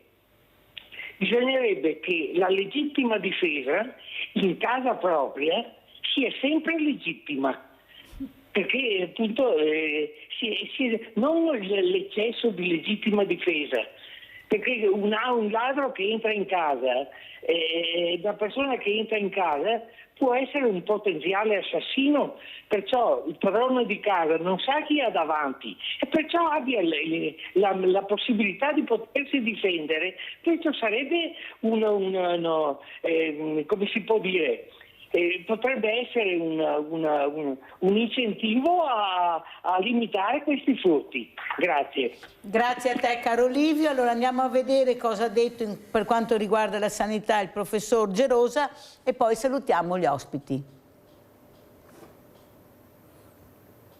Gli orari carichi di lavoro sempre più pesanti, sommati alle aggressioni, hanno portato alla proclamazione dello stato di agitazione del personale infermieristico dei pronto soccorso dell'ULSS Ottoberica. Il loro grido di allarme arriva alle orecchie dell'assessore regionale alla sanità. Proprio ieri in quinta commissione abbiamo parlato della carenza di organico, che non è solo una carenza di organico medico, ma soprattutto infermieristico. Allora, da cittadino, più che da tecnico, perché io non sono un politico, sono un tecnico prestato alla politica, mi domando, possibile che dobbiamo porci il problema di come recuperare professionalità mediche e infermieristiche dall'estero se non siamo in grado di trattenere i medici e gli infermieri italiani che migrano all'estero? Siamo un sistema paese un po' strano, no? Perché invece di andare a recuperare professionalità all'esterno cerchiamo di trattenere i nostri medici e i nostri infermieri. Per ovviare all'emorragia di personale e allo scontento sempre più diffuso, da Palazzo Balbi indicano una strada concreta. Si può agire sulla quella che viene chiamata retention, ma io preferisco chiamare fidelizzazione, cioè impedire che ci sia un depauperamento del personale, del patrimonio medico, infermieristico delle strutture sanitarie della regione, migliorando il riconoscimento economico, migliorando le progressioni di carriera. Se agiamo su questi due filoni, naturalmente miglioreremo anche, come dire, la performance all'interno delle strutture sanitarie, perché miglioriamo quello che è lo stato di benessere dei nostri professionisti della salute. Allora, abbiamo sentito il professor Gerosa, io vorrei sentire come ci saluta Alberto Toresan. Alberto, cosa vuoi dire? Ecco, questo assessore alla sanità che vuole cambiare la piramide, tu vuoi presentare anche il libro, sì. Racconta. Cosa posso dire? La sanità è una cosa importante, bisogna secondo me investire ogni anno, perché posso dirlo dai miei anni di esperienza, da 7 anni in ospedale, siamo sempre in tanti, mancano i posti e per fortuna ci sono ancora medici, infermieri che purtroppo toccano andare avanti anche, tra virgolette, anche se potrebbero andare in pensione. Anche questo è un problema secondo me, di arruolare infermieri. So che è un costo, ma anche i costi bisogna spenderli anche sulla sanità. E cosa posso dire? Ho avuto la fortuna di scrivere un libro dalla mia malattia alla guarigione, grazie ad Alberta Bellussi, che è una scrittrice qua del Veneto. La mia partita continua. Naturalmente non lo rapportà perché... No, perché lo stanno ancora facendo. Meno male, lo stanno ancora preparando, perché è una cosa di pochi giorni fa che siamo stati ammessi a presentarlo durante il Festival di Sanremo, a Casa Sanremo, non proprio nel palco dove cantano, però è una vetrina internazionale. Dove che è da anni, il libro è fatto da Alba Edizioni e danno, da questa parte di anni, danno possibilità a scrittori nuovi o storie di vita importanti di far conoscere in tutta Italia o anche all'estero, e abbiamo mandato un resoconto di tutto quello che ho fatto a capitoli e lo hanno accettato, e per me è una soddisfazione, perché nel libro 2 sono i protagonisti: la mia donatrice, perché se non sarei qui, sarei morto, e io che racconto come va affrontato, dopo ognuno lo affronta nella sua maniera. Grazie veramente ad Alberto Toresan, testimonial ad Oces, grazie a Davide Tocchetto, professore agronomo, e soprattutto questa voglia di dire si può fare, potremmo riuscirci, basta unire le forze. In entrambi i casi. Veramente. E adesso andiamo in pubblicità, grazie.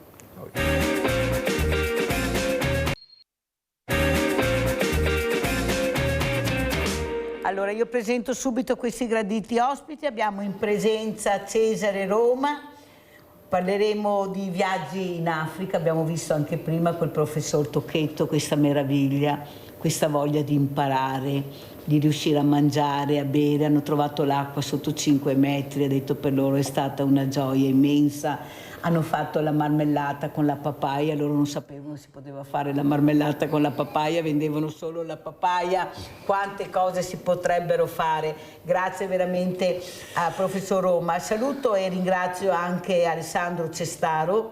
Mi fa molto piacere averlo ospite, perché è importante questo uomo che sta cercando anche lui di mettere questa goccia nell'oceano, insegnando ai bambini, ai ragazzi a crescere bene con la creatività, vero Alessandro? La creatività è fondamentale, bisogna però cercare di tirarla fuori. Questi ragazzi, loro non sanno mai neanche di averla, l'inclusività soprattutto, perciò grazie anche a te Alessandro Cestaro. Allora io partirei proprio col primo video che ha portato il professor Roma, perché penso sia importante vedere di cosa parliamo. Vedremo queste immagini dell'Africa, prego. La chiamo professore io.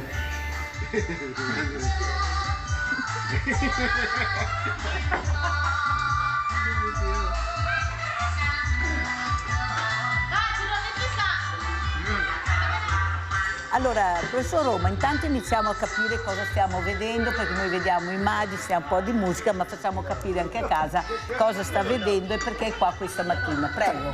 Allora, questa è un video, le prime immagini girate assieme a degli indonesiani a una festa a una domenica che abbiamo passato assieme, mangiando, bevendo. E queste invece sono le immagini del villaggio dove c'era questo stabilimento in foresta, aperta foresta, e ci sono queste abitazioni sue, di dove vivono, come vivono. Questo era l'alloggio dove abitavo io. C'è di tutto, vero? Non manca niente, guardate, c'è proprio di tutto. Chi si accontenta lode, non occorre mica avere... Cioè, là proprio c'è la semplicità e con la semplicità ci cerca Con di... poco si fa tanto. Bisogna anche imparare, bisogna anche... Io l'ho chiesto prima contentarsi. anche al professor Tocchetto, Roma. Cosa hai imparato? Ecco, tornando a casa, cosa le è rimasto impresso nella mente e come si potrebbe ancora di più aiutare queste persone, visto i mezzi che abbiamo a disposizione tutti quanti, perché diciamo la verità. Ecco, come si può fare? Allora, io penso di aver girato abbastanza un po' il mondo e quello che ritengo sono delle forti emozioni, tante emozioni, e che rivengono fuori ogni volta che ci sono immagini, ogni volta che si vede un documentario, e soprattutto sono questi ricordi. Sono altre culture, altro genere di vivere che ci formano molto. E cerchiamo, con queste cose qui, impariamo che con le semplicità abbiamo tutto. Non è che abbiamo bisogno di beni materiali o ricchezza o solamente soldi per poter essere felici. C'è della felicità là.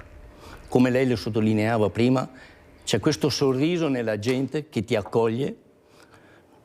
Non è che ti diano abbracci e baci, perché nella loro cultura non c'è. Però c'è molta... Ecco, questa è la mia doccia, base in cemento, coi funghi. Questo è un muratore che sembra niente, però porta per la prima volta i jeans alla rovescia. Ho trovato simpatica questa foto, quindi l'ho fatta. Questo è un tramonto, sempre lì in foresta. E per me rivedere queste cose, come dicevo, sono emozioni che... Questo era il mangiare, una zuppa, brodo e tanto spremuta di limone lime che gli indonesiani, i malesiani, loro mangiano così. Questa è la cucina, eravamo tutti assieme. Non è che si veda pranzi alla 5 Stelle, però abbiamo un bel sole, una bella immagine.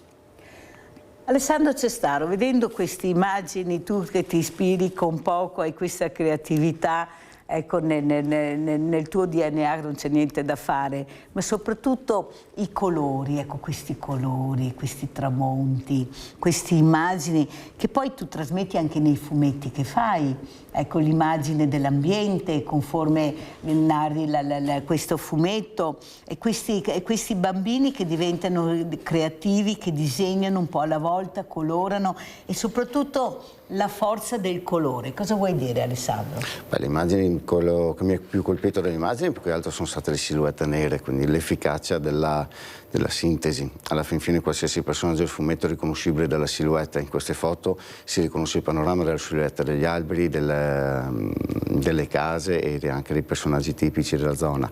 È estremamente incantevole.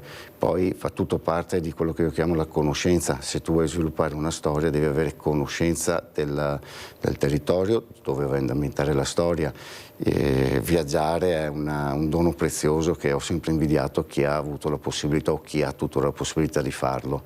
Noi diciamo che con la nostra realtà scolastica ci siamo un po' fissati nel territorio, quindi la possibilità di vedere questi panorami di persona è rara e quindi si ringrazia chi riesce a farlo e trasportare queste immagini e trasmetterle anche a noi.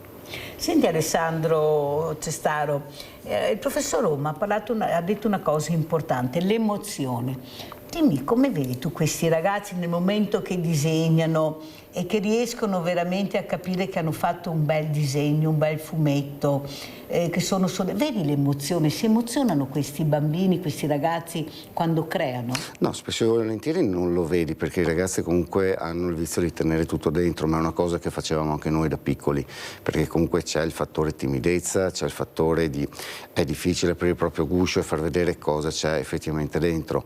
Più che altro io l'emozione lo vedo nelle loro matite, nei loro disegni, quindi è da lì che si capisce la propensione del ragazzo e da un certo punto di vista anche un attimino la sua età mentale, intesa come esperienza di vissuto. Professor Roma, questi ragazzi, questi bambini, prima il professor Tocchetto, che è anche un insegnante agronomo, diceva che hanno molta voglia di imparare, che tutti vanno a scuola, tutti cercano di imparare il più possibile, per loro imparare è fondamentale. Lei cosa ha visto? Ho qualche anno in più di Tocchetto e 40 anni più che giro, quindi ho due visuali dell'Africa, quella di quando avevo iniziato e quella di adesso. I giovani di una volta, di 40 anni fa, sono completamente diversi di quelli di oggi. È come qua, quando noi eravamo bambini, e i bambini e i giovani di oggi. Siamo completamente diversi. Oggi, soprattutto nelle città, diventano delle grandi metropoli, tanta gente, ma non è solo perché manca il lavoro, ma neanche, non è che lo vogliono proprio, sono attratti da più a guardare l'Occidente, il telefonino, la macchina, la moda. Cioè, in Africa, quella Africa nera, non è che manca il mangiare c'è. Anche troppo. C'è la malnutrizione, perché mangiano le solite cose. Non parliamo di Sahel, lì manca il mangiare, ma nell'Africa nera, queste immagini, la natura è talmente benevole, ne trovano di tutto, senza nemmeno piantare. Lui parla del Senegal, io parlo che è un po' più a nord, andiamo sotto i tropici, lì c'è di tutto. Basta andare in foresta e raccogli tutto. La natura ti dà tutto. Certo bisogna insegnarli, ma insegnarli bisogna, come si diceva prima, bisogna avere anche la costanza di insegnare.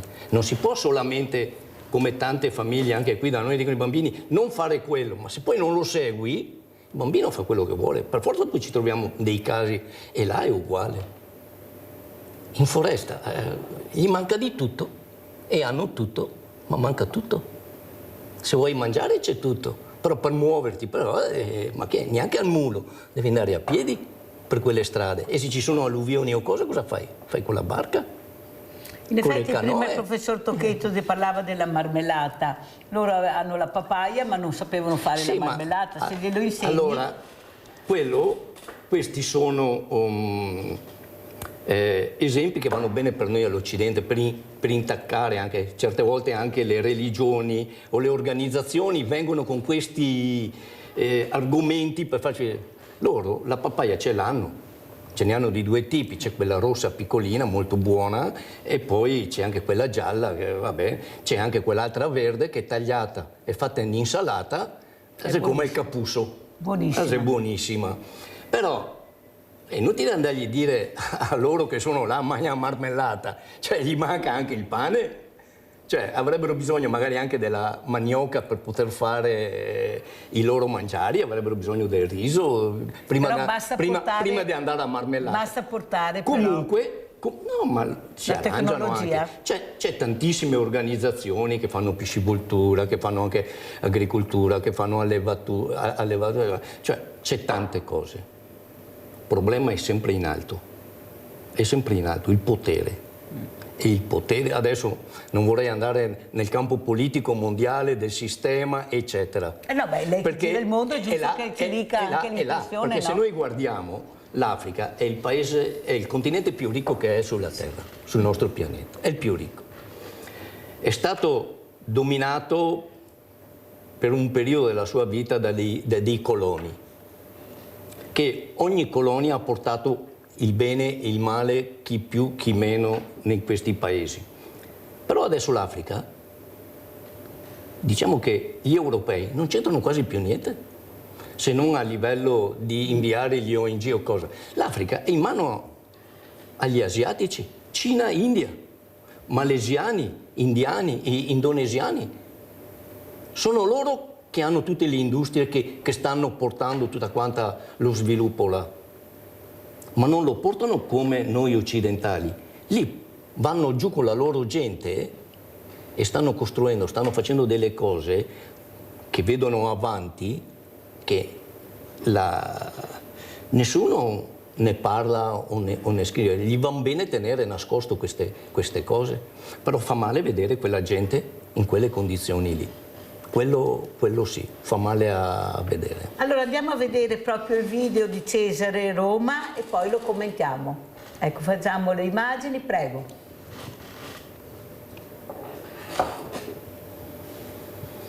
Ecco qua, certo che i colori sono... Roma, ecco, ce li spieghi, no, perché veramente, guarda Alessandro, che sembrano dei fumetti, veramente. È un bell'albero secco che questa qui sarebbe una rivendita, un panificio, una rivendita pane della baguette. Ecco, questa qua è una moto, un trasporto, e se conto bene dovrebbe essere 6-7 persone. Questo è proprio vicino dove c'era lo stabilimento e i bambini che su un fiume, ecco, loro si divertono, le donne lavano, fanno il bucato e avanti. Basta una pozzanghera di acqua, loro nudi, là non c'è né costume, non c'è niente dentro.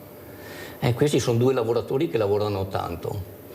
Da notare che quella carriola lì, con quelle ruote a raggi, era una mia invenzione, perché la ruota in gomma dopo poco era una cinesata, si rovina. Quell'altra era un pick-up con una ventina di persone che stavano andando al lavoro. Cioè, qui si lamentano perché hanno l'autobus e non hanno il posto a sedere, lì vanno via lì lo trovano. in 7 sulla moto. Ecco, qui sono con dei malesiani, sempre a una festa, e anche lì i malesiani che, essendo anche vicini degli indonesiani, ma hanno una cultura completamente diversa, perché hanno avuto molti cinesi che erano scappati dalla Cina. Questa che prelibatezza è, Roma? Questo qua è un riso con carne di montone, un sughetto e avanti una zuppetta. Riso basmati, perché si usa tanto riso basmati come contorno, come... Alessandro, cosa ti dicono queste immagini da creativo? Che sei? Prego. Storia alla fin fine, perché il compito di un fumettista, da un lato, è quello di raccontare o il mondo che è stato o il mondo che è, secondo anche la visione personale dell'autore, o provare a creare un mondo che sarà alla fin fine. Io lì vedo un presente che sinceramente mi affascina, piacerebbe essere lì e vivere delle esperienze da poter trasmettere, quello sì, sicuramente. Un'altra cosa, cos'è il fumetto nel 2026, Alessandro? Il concetto che ho detto prima, per l'appunto, il fumetto sono storie. Io posso raccontare un po' come il Manzoni, che con i suoi Promessi Sposi ha raccontato delle attualità, partendo però da un'epoca storica a lui già passata, ma in quel modo è riuscito a fare anche una critica sociale del suo presente. Il fumettista dovrebbe avere gli occhi aperti per capire al meglio come funziona questa società, è una specie di storico, quindi conoscenza e cultura in primis, per poter, c'è un fumetto che ho in testa da parecchio e sarebbe un mondo del domani, una situazione politica ideale per tutti, una crescita non solo professionale, non solo fisica, ma anche spirituale che il genere umano per me dovrebbe prepararsi ad affrontare. Quindi la capacità di essere solidari con le persone, la capacità di poter individuare e sviluppare il talento di ognuno. Il fumettista piazza queste idee. Poi prendiamo ad esempio anche un grande scrittore come Isaac Asimov. Lui aveva già spianato la strada a cose che abbiamo adesso attuali, l'intelligenza artificiale, i grandi film come 1999, Odissea nello spazio, parla appunto dell'intelligenza artificiale. Quindi gli scrittori spesso e volentieri sono dei visionari del futuro. Non mi illudo di esserlo anch'io. Posso tentarci con le conoscenze che ho appreso, posso provare a vedere il ragionamento, il modo di muoversi che hanno i ragazzi di adesso per cercare di intuire dove vogliono arrivare, cosa vogliono cercare loro dalla vita. Certo, vedo tanta repressione, vedo tanto scoraggiamento, però vedo anche tanta colpa che può ricadere tranquillamente sulle nostre spalle, perché sotto molti punti di vista, magari anche scolastico, non abbiamo dato la possibilità ai ragazzi di realizzarsi personalmente, ma stiamo più puntando a realizzarli socialmente. Stiamo cercando delle formichine operaie e non dei creatori, e questa è una cosa che a mio giudizio deve cambiare da subito. Allora andiamo a vedere anche questo boia di Treviso, andiamo a vedere cosa ha creato assieme ad altri ragazzi. Alessandro Cestaro, è stato presentato bene il boia di Treviso, andiamo a vedere la sigla e poi lo commentiamo.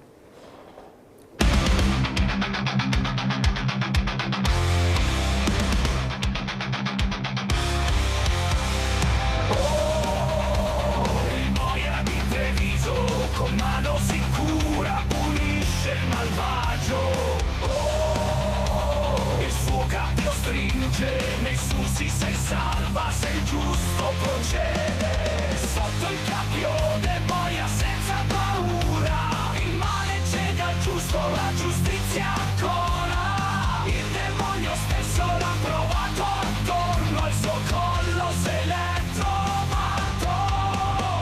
Treviso risplende, felice e gioiosa, sotto lo sguardo del temuto boia. Il suo cambio ha fatto rimane ogni cosa, nessuno sfugge alla sua giusta mano, così continua la leggenda, il boia di Treviso, senza esitazione.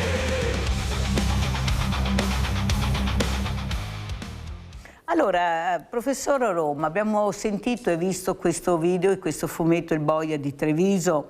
Ma in Africa che boia c'è? Cosa ha visto lei? Che dovrei, specialmente nell'Africa quella profonda, dove ci sono queste creature che delle volte con dei riti che noi veramente non riusciamo neppure a immaginare a cosa sono sottoposte, questa violenza inaudita, ecco, perché dobbiamo parlare anche di questo, perché loro non possono difendersi, non sono in grado di difendersi. Cosa ha visto, professor? Cos'è il boia in Africa? Il boia è un qualcosa che vivi 24 ore su 24, ti è a fianco perennemente, perché è un combattere tutto il giorno, in tutti i momenti, la vita, per poterne venire fuori, per poter... Potere purtroppo pensa solo a lui, Dicevamo prima che l'Africa è un continente ricchissimo. Mi sembra che ci sia solo un paese, se non sbaglio il Botswana, che le miniere le ha date ai privati ed è l'unico paese che funziona bene economicamente, eccetera. Tutti gli altri paesi, le miniere sono tutte proprietà dello Stato. Però, come anche col petrolio, lo Stato non riversa i guadagni al suo paese. Quindi il potere se li tiene per lui e il paese soffre e viene calpestato. Questo è il boia che hanno tutti i giorni. È un boia anche difficile da combattere perché non sono in grado. È impossibile, sono d'accordo. È un sistema, è impossibile. È impossibile.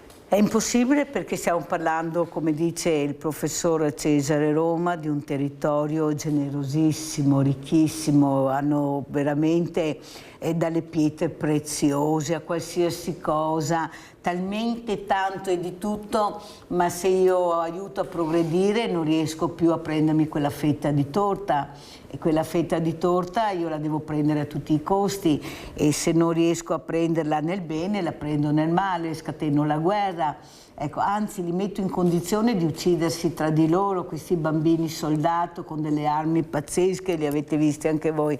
Alessandro, cos'è il fumetto per un bambino? È la possibilità di escludersi dalla realtà, è la possibilità di realizzare sogni, anche seppur a livello mentale, ma è comunque una cosa preziosissima perché il pensiero è energia, se non hai il pensiero tu non sviluppi le idee, se tu non sviluppi le idee non sviluppi i progetti. Mi dicono che ti è caduto il microfono, non so dove sia andato. Adesso lo peschiamo, eccolo qua, prego. Pronto, tu intanto inizi a parlare, vai. Va sulla giacca. Chiedo scusa, vai. Imbarazzante. Cioè il fumetto per il perso bambino. il filo. Il fumetto per il bambino cos'è? È un'evasione dalla realtà.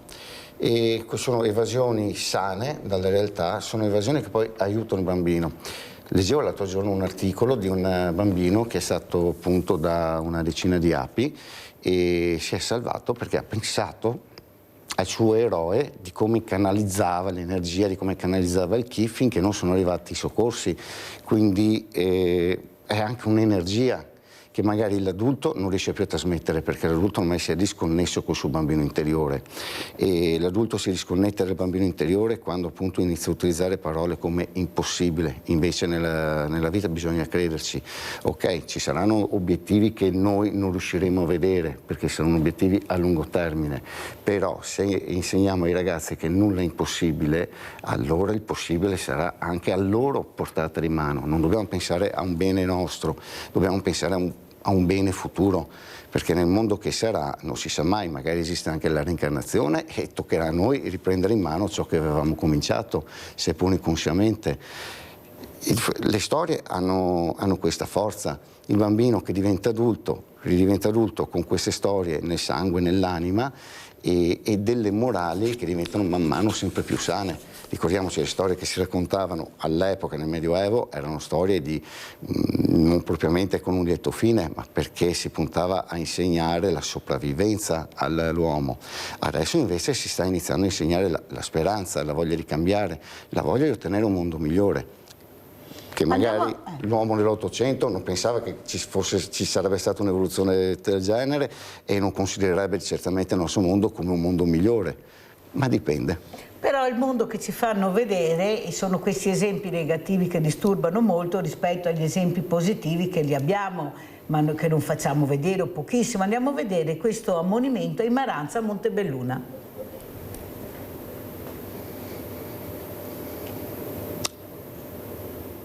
È la prima volta in cui tre ragazzi, di cui 2 di 12 anni che per legge non sono punibili, dovranno seguire un percorso rieducativo, perché comunque magari certe volte basta poco per rovinarsi anche tutta l'esistenza per una sciocchezza fatta in giovane età. Si tratta di una prima assoluta non solo nella Marca trevigiana. Con gli ammonimenti emessi dal questore di Treviso Alessandra Simone nelle scorse ore scattano infatti anche dei percorsi di rieducazione. Protagonisti quei minori, un 14enne e 2 dodicenni, che a fine dicembre si erano resi autori di 2 rapine in piazza D'Annunzio a Montebelluna. 4 nel complesso le vittime, tutti giovanissimi, a cui erano stati sottratti con la minaccia di pericolose ripercussioni i soldi dal portafogli. I baby rapinatori avevano anche paventato il coinvolgimento di loro parenti adulti per eventuali ritorsioni. Uno scenario inquietante, con i carabinieri che hanno presto identificato la banda, 2 ragazzi e una ragazza. Ora per loro si prospetta lo stretto monitoraggio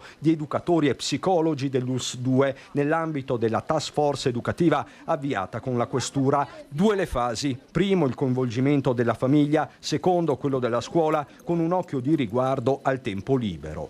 E poi nel pomeriggio seguirlo chiaramente all'interno o col mondo del volontariato, quindi facendo assistenza nei centri servizi o altre con i CEOD, oppure facendo sport e quindi un rapporto con le associazioni sportive. Questo per fare in modo di creare quell'ambiente, quell'humus dove la persona, il minore, possa reintegrarsi bene all'interno della propria comunità. Fino a oggi di fatto non c'era nessun percorso istituzionalizzato per i minori di 14 anni che, se da un lato restano non perseguibili penalmente, dall'altro ora possono essere recuperati. È anche doveroso, nel momento in cui questo compie un atto delittuoso, che venga seguito in modo serio, come farà ovviamente l'ULSS, per fare in modo di essere rieducato. Poi potremmo anche aprire una parentesi sulle famiglie, perché anche certe famiglie dovrebbero essere probabilmente rieducate. Non mi sto riferendo a casi di specie, ma parlo in generale. Maranza, bulli, violenza giovanile. Il fenomeno, al di là dei termini, interroga tutte le generazioni, a Montebelluna come altrove. Comunque servono, dipende come vengono fatti sti corsi. Se viene insegnato loro il rispetto, l'educazione, e dopo bisogna però interpellare anche i genitori di questi ragazzi, perché dipende tanto anche dalla famiglia. La famiglia deve essere il perno di tutto. Meno male, meno male, chissà che si faccia qualcosa, perché è veramente diventata una cosa un po' importante anche per me, che avevo attività qua in centro. Avere questi ragazzi, cioè, tiene fuori da gente comune, ha paura di venire in centro, di fare spese, di fermarsi. Sì, devono fare qualcosa perché è diventato veramente un problema non indifferente. Allora, professor Roma, come commentiamo questo servizio? Qua è un fatto grave, e penso che se andiamo avanti così ce ne saranno sempre di più. Abbiamo preso una velocità nel fare le cose che l'occhio non vede più quello che ci sta a fianco, non vediamo più panorami, non vediamo più niente, e succedono queste cose. Poi incolpiamo uno, incolpiamo quell'altro, si passano il problema da uno all'altro, però i problemi non si risolvono così. Siamo stati giovani anche noi, ma noi cercavamo il tempo per fare delle cose. Ma i giovani del giorno d'oggi si annoiano, non sono presi torno a dire, dalle emozioni di fare qualcosa. Ormai le loro emozioni sono queste cose qui. Vediamo che bevono, vediamo che fumano, vediamo che si drogano, però diciamo che anche i loro genitori hanno una grande colpa. Adesso l'ASL di qua, quello di là, gli ospedali qua, cioè tutta gente che parla, tutta gente indottrinata, tutta gente laureata, ma chi trova il problema? E questi giovani qua? Si annoiano, continueranno sempre, sarà sempre peggio. Non risolviamo così i problemi se non li coinvolgiamo, se non li facciamo partecipare a cose. Però dopo, quando che hanno fatto qualcosa, ah no, ma sono minorenni, ah no, hanno così, ah no, ma hanno colà, e no, perché la legge dice così, l'articolo dice colà. Siamo stati giovani noi. Però il direttore generale diceva coinvolgerli con lo sport, nell'educazione, con dei percorsi educativi. Cosa dice Roma? Ma anche sì, potrebbe anche andare bene, senz'altro, queste cose qui. Però bisogna, come diceva Alessandro poco fa, coinvolgerli, bisogna dargli, che provino queste emozioni nel fare le cose, no a fargli fare dello sport che non hanno voglia di farlo, a fargli fare delle riunioni che non hanno, cioè bisogna coinvolgerli anche, digli. Ieri aveva fatto una trasmissione, un assessore era venuto, mi sembra, qua di Silea, sì, e aveva detto... Ah, l'assessore Biasin, che ho citato il caso. Che ha detto che c'era, perché bisogna raggirarli un po'. Giusto? Perfetto. Quella è una cosa. Però, oltre a quello, non bisogna dire ma il bambino gli hanno fatto questo, c'è il telefono azzurro, c'è qua. Allora nelle famiglie non puoi neanche dargli un scappeotto al boccia, perché il te dice ah ma mi chiamo 113. Ci chiamo e tomare topare e va dentro in galera. E dopo se marchiai per tutta la vita. Miei figli sono nati in Africa, hanno fatto le scuole in Africa. Ragazzi, scuole private, certamente. Però quando studiavano alla scuola americana, prima di entrare a scuola c'era l'inno l'alzabandiera la mattina. Bambini di 8-10 anni parliamo. Mia figlia, che era su una scuola in Camerun, convenzionata tra il Camerun e la Turchia, doveva portare una divisa, portare scarpe nere, calzettoni, capelli raccolti. Parliamo degli anni di 10 anni fa. Adesso sono qua, tutto permesso. E prima di venire via, devo correre, Cesare, se no non ce la faccio. E prima di venire via dovevano pulire la lavagna e pulire il... Ma questa passione di Cesare Roma per l'Africa quando è nata? Com'è nata? Ma io l'ho sempre avuta, a me piace l'avventura. A me piace l'avventura, mi piace quelle cose che mi emozionano, che mi danno adrenalina, che mi danno un qualcosa, che mi fanno... Quando vedo qualcosa mi muovono dentro, non è che mi interessi la grande macchina o cosa. Ho girato in Africa con delle macchine 14 proprio o cosa, ma bastava anche con l'autobus, non era... I figli hanno studiato là, perché lei ha vissuto in Africa allora? Sì, io ho fatto più di 40 anni in Africa, venivo in Italia una volta ogni tanto. Cosa faceva? Lavoravo nel settore del legno e anche io ho iniziato con la Libia come geometra. Ci conosciamo bene a Roma. Nel 79, quando era stato il decennale dell'indipendenza della presa al potere di Gheddafi.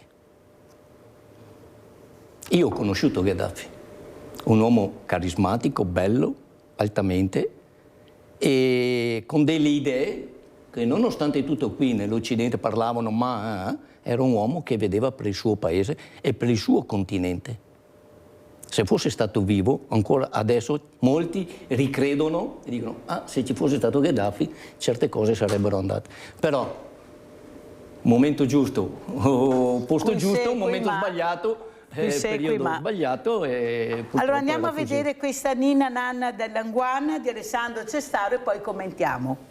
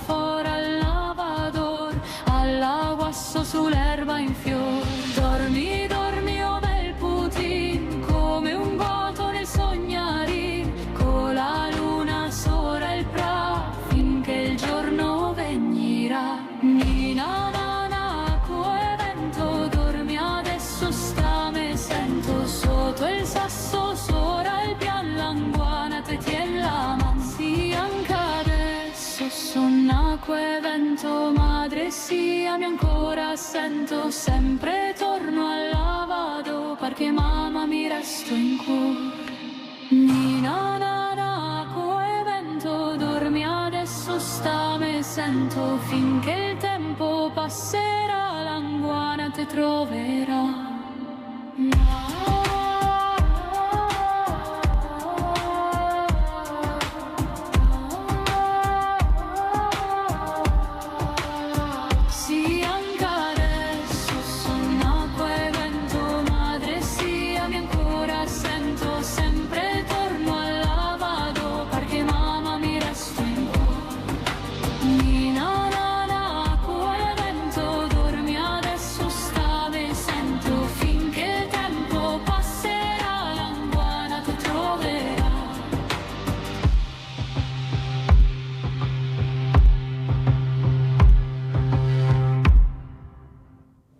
Molto interessante, complimenti veramente, complimenti a Alessandro Cestaro per questo fumetto. Che cosa vuol dire questo fumetto e anche spieghiamo cos'è l'anguana, perché tanti a casa non lo sanno, prego. Allora, l'anguana è definita una creatura mitologica, ma sono convinto che nel Medioevo e anche poco oltre, perché ci sono storie delle anguane anche recenti, ho trovato documentazioni di 80, anche di 60-80 anni fa. È una creatura che anche Emanuele Bellò aveva grossa passione, che abbiamo studiato insieme. La canzone che avete appena sentito sono dei testi appunto di Emanuele Bellò. L'arrangiamento musicale sì è stato fatto con l'intelligenza artificiale, ma seguendo tutte le indicazioni che mi aveva dato Emanuele all'epoca, quindi con le cantate a 1/8, con ritmo medievale, di ballata.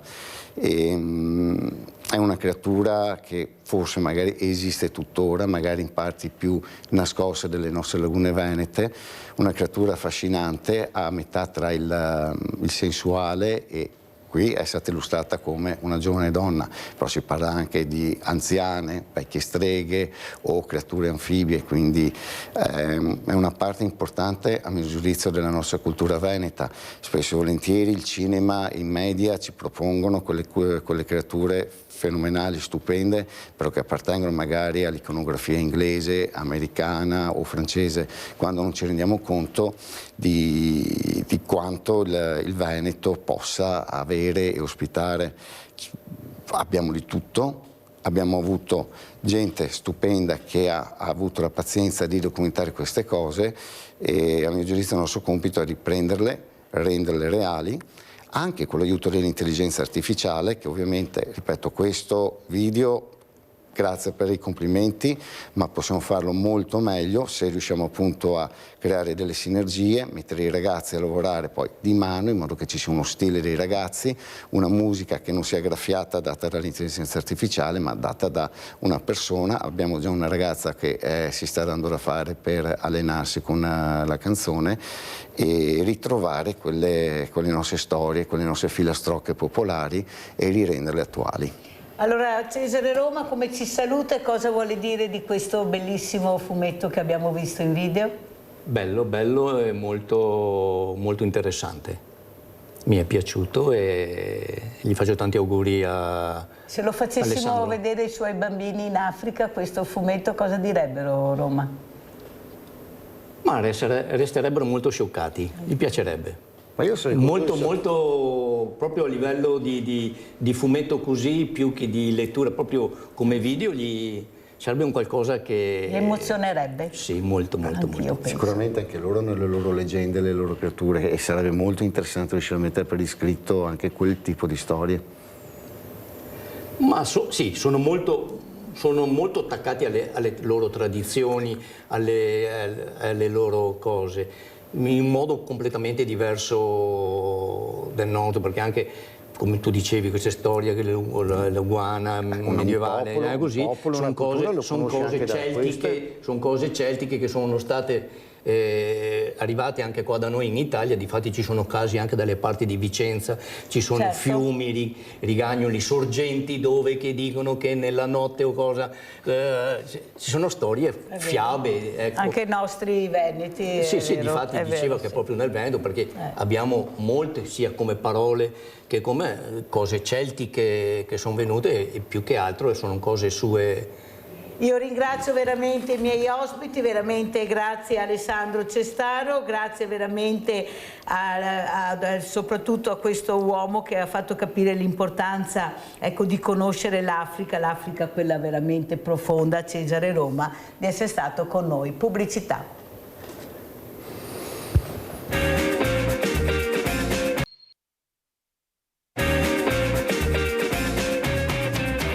Allora ecco la sorpresa di questa mattina, per me è un onore veramente, non lo dico per sviolinarlo, ci mancherebbe, voi conoscete la Mirella, sapete chi è la Mirella, ma è un giovanissimo presidente della regione, Alberto Stefani, che ha gradito questo invito che ho fatto per averlo ospite a Sveglia Veneti, come è successo anche per il presidente Zaia, che è venuto a Sveglia Veneti quando ha iniziato, ma soprattutto per capire con chi ci confronteremo, perché ha aperto un mondo al sociale che è un mondo che ha emozionato molto Mirella.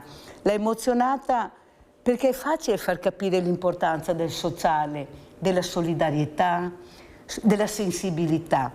Vuol dire che c'è qualcosa che lui vorrà dire questa mattina, proprio per quanto riguarda il sociale, non la politica.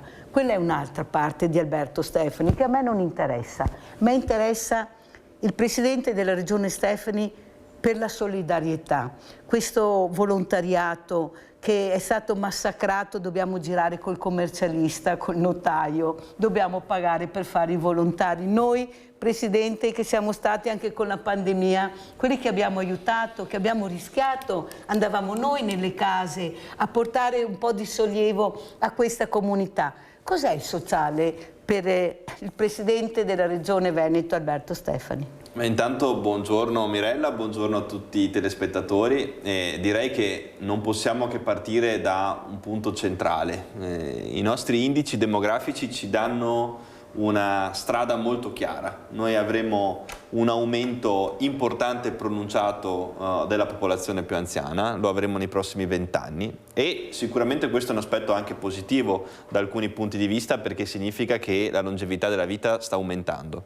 È ovvio che porta con sé una serie di conseguenze che noi dobbiamo cominciare a studiare, a valutare, per far sì che il Veneto sia pronto a un invecchiamento della popolazione e abbia le strutture sociali e sanitarie idonee ad affrontare questa sfida.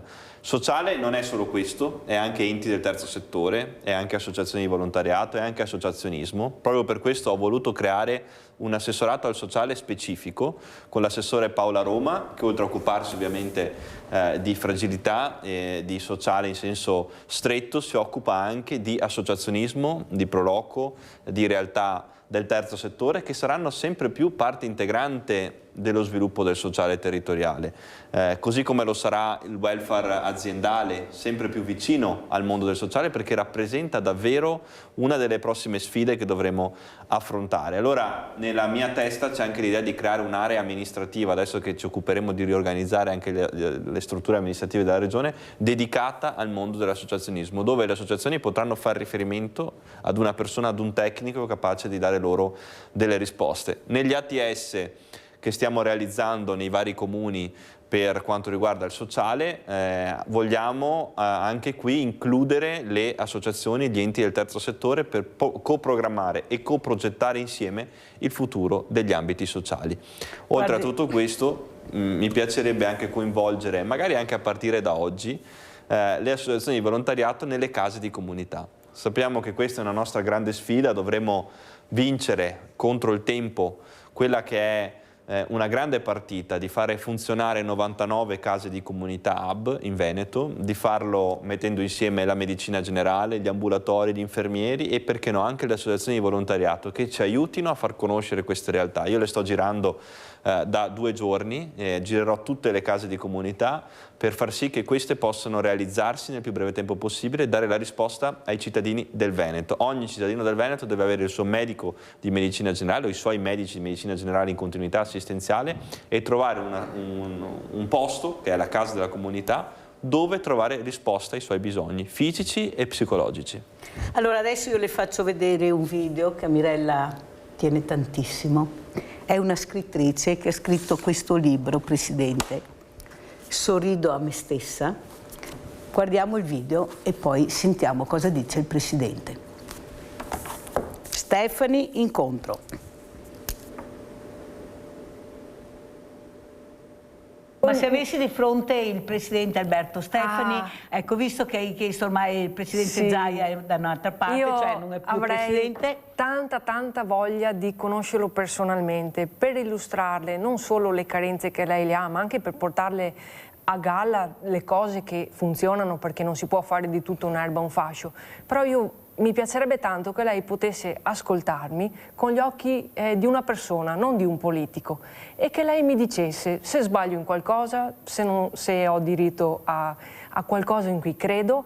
Io sono una persona che ha ancora diversi sogni e voglio credere di poterli realizzare, però ho anche bisogno del vostro aiuto. Quindi se lei vuole anche solo fare una presentazione del mio libro insieme, io ne sarei veramente molto grata. Grazie. Allora abbiamo Chiara Ircetti, mi dicono in regia al telefono. Chiara ha seguito la trasmissione come tutte le mattine. Prego Chiara, te l'avevo promesso, ecco, ho avuto la fortuna di capire forse la sensibilità di questo uomo, oltre che come politico. Vai Chiara, cosa vuoi dire? Mi sento onorata, scusate la commozione, perché è stata una sorpresa. Io per raccontare la mia storia con l'epilessia comorbidità, quale giovane persona, ma soprattutto in quello che sto seguendo nei social, vedo una persona al di là della politica. Io ho un appello da fare per tutte le persone come me, perché avrà visto, ho fatto dicendo che sono una bella ragazza intelligente, però sono un po' le leggi fissate per queste categorie protette, per la loro valorizzazione, non troppo.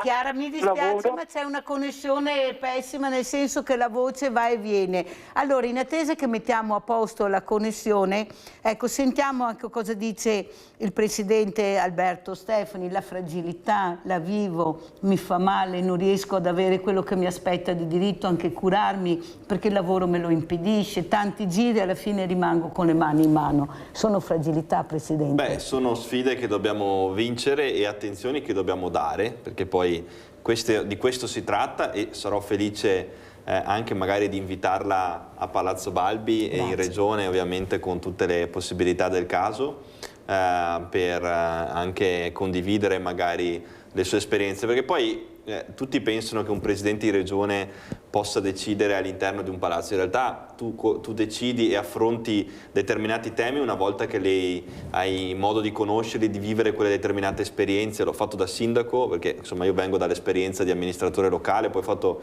il parlamentare, ma allo stesso tempo quell'approccio concreto di vicinanza ai cittadini è fondamentale per decidere. Abbiamo anche in cantiere alcune proposte di legge, quella sui caregiver, insomma chi si prende cura di un familiare, soprattutto per quanto riguarda la rete di assistenza, quella sugli assistenti domiciliari, quindi formare delle persone capaci anche di aiutare chi è in difficoltà, e soprattutto di affrontare la sfida del sociale tenendo conto di quelle che sono le esigenze dei cittadini. Quindi mi piacerebbe sicuramente poter avere qualche momento di dialogo con chi vive magari determinate fragilità e poter fare delle scelte idonee. È chiaro che non si possono non è una sfida facile da vincere. No? Sì, non ha bacchetta magica il Presidente, che dalla sera alla mattina. Diciamo che come sai bene, il sociale è una partita complicata, spesso nessuno la vuole prendere in mano, perché ovviamente richiede sacrificio, impegno, dedizione, determinazione, a partire dai piccoli comuni. No? L'assessore sociale è sempre quello che nessuno vuole fare. Noi abbiamo scelto di metterla come primo punto, perché riconosciamo in questa la sfida del futuro, la sfida dell'invecchiamento della popolazione, della denatalità, dei servizi ai più giovani, dei servizi agli anziani, delle RSA attrezzate.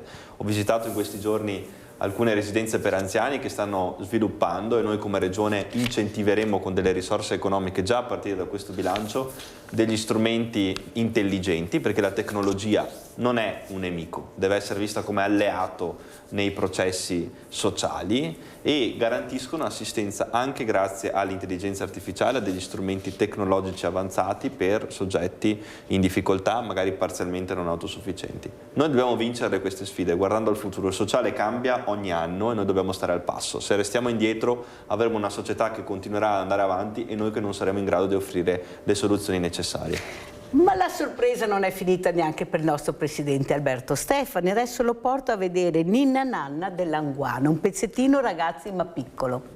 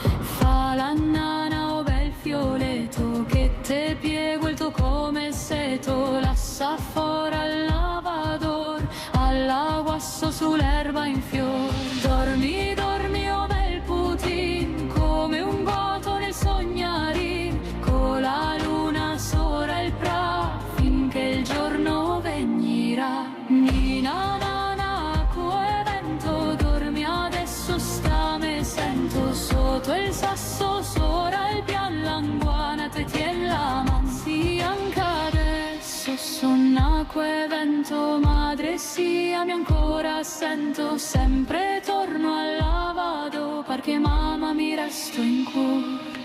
Nina na na come vento dormi adesso sta me sento finché il tempo passerà l'anguana te troverà.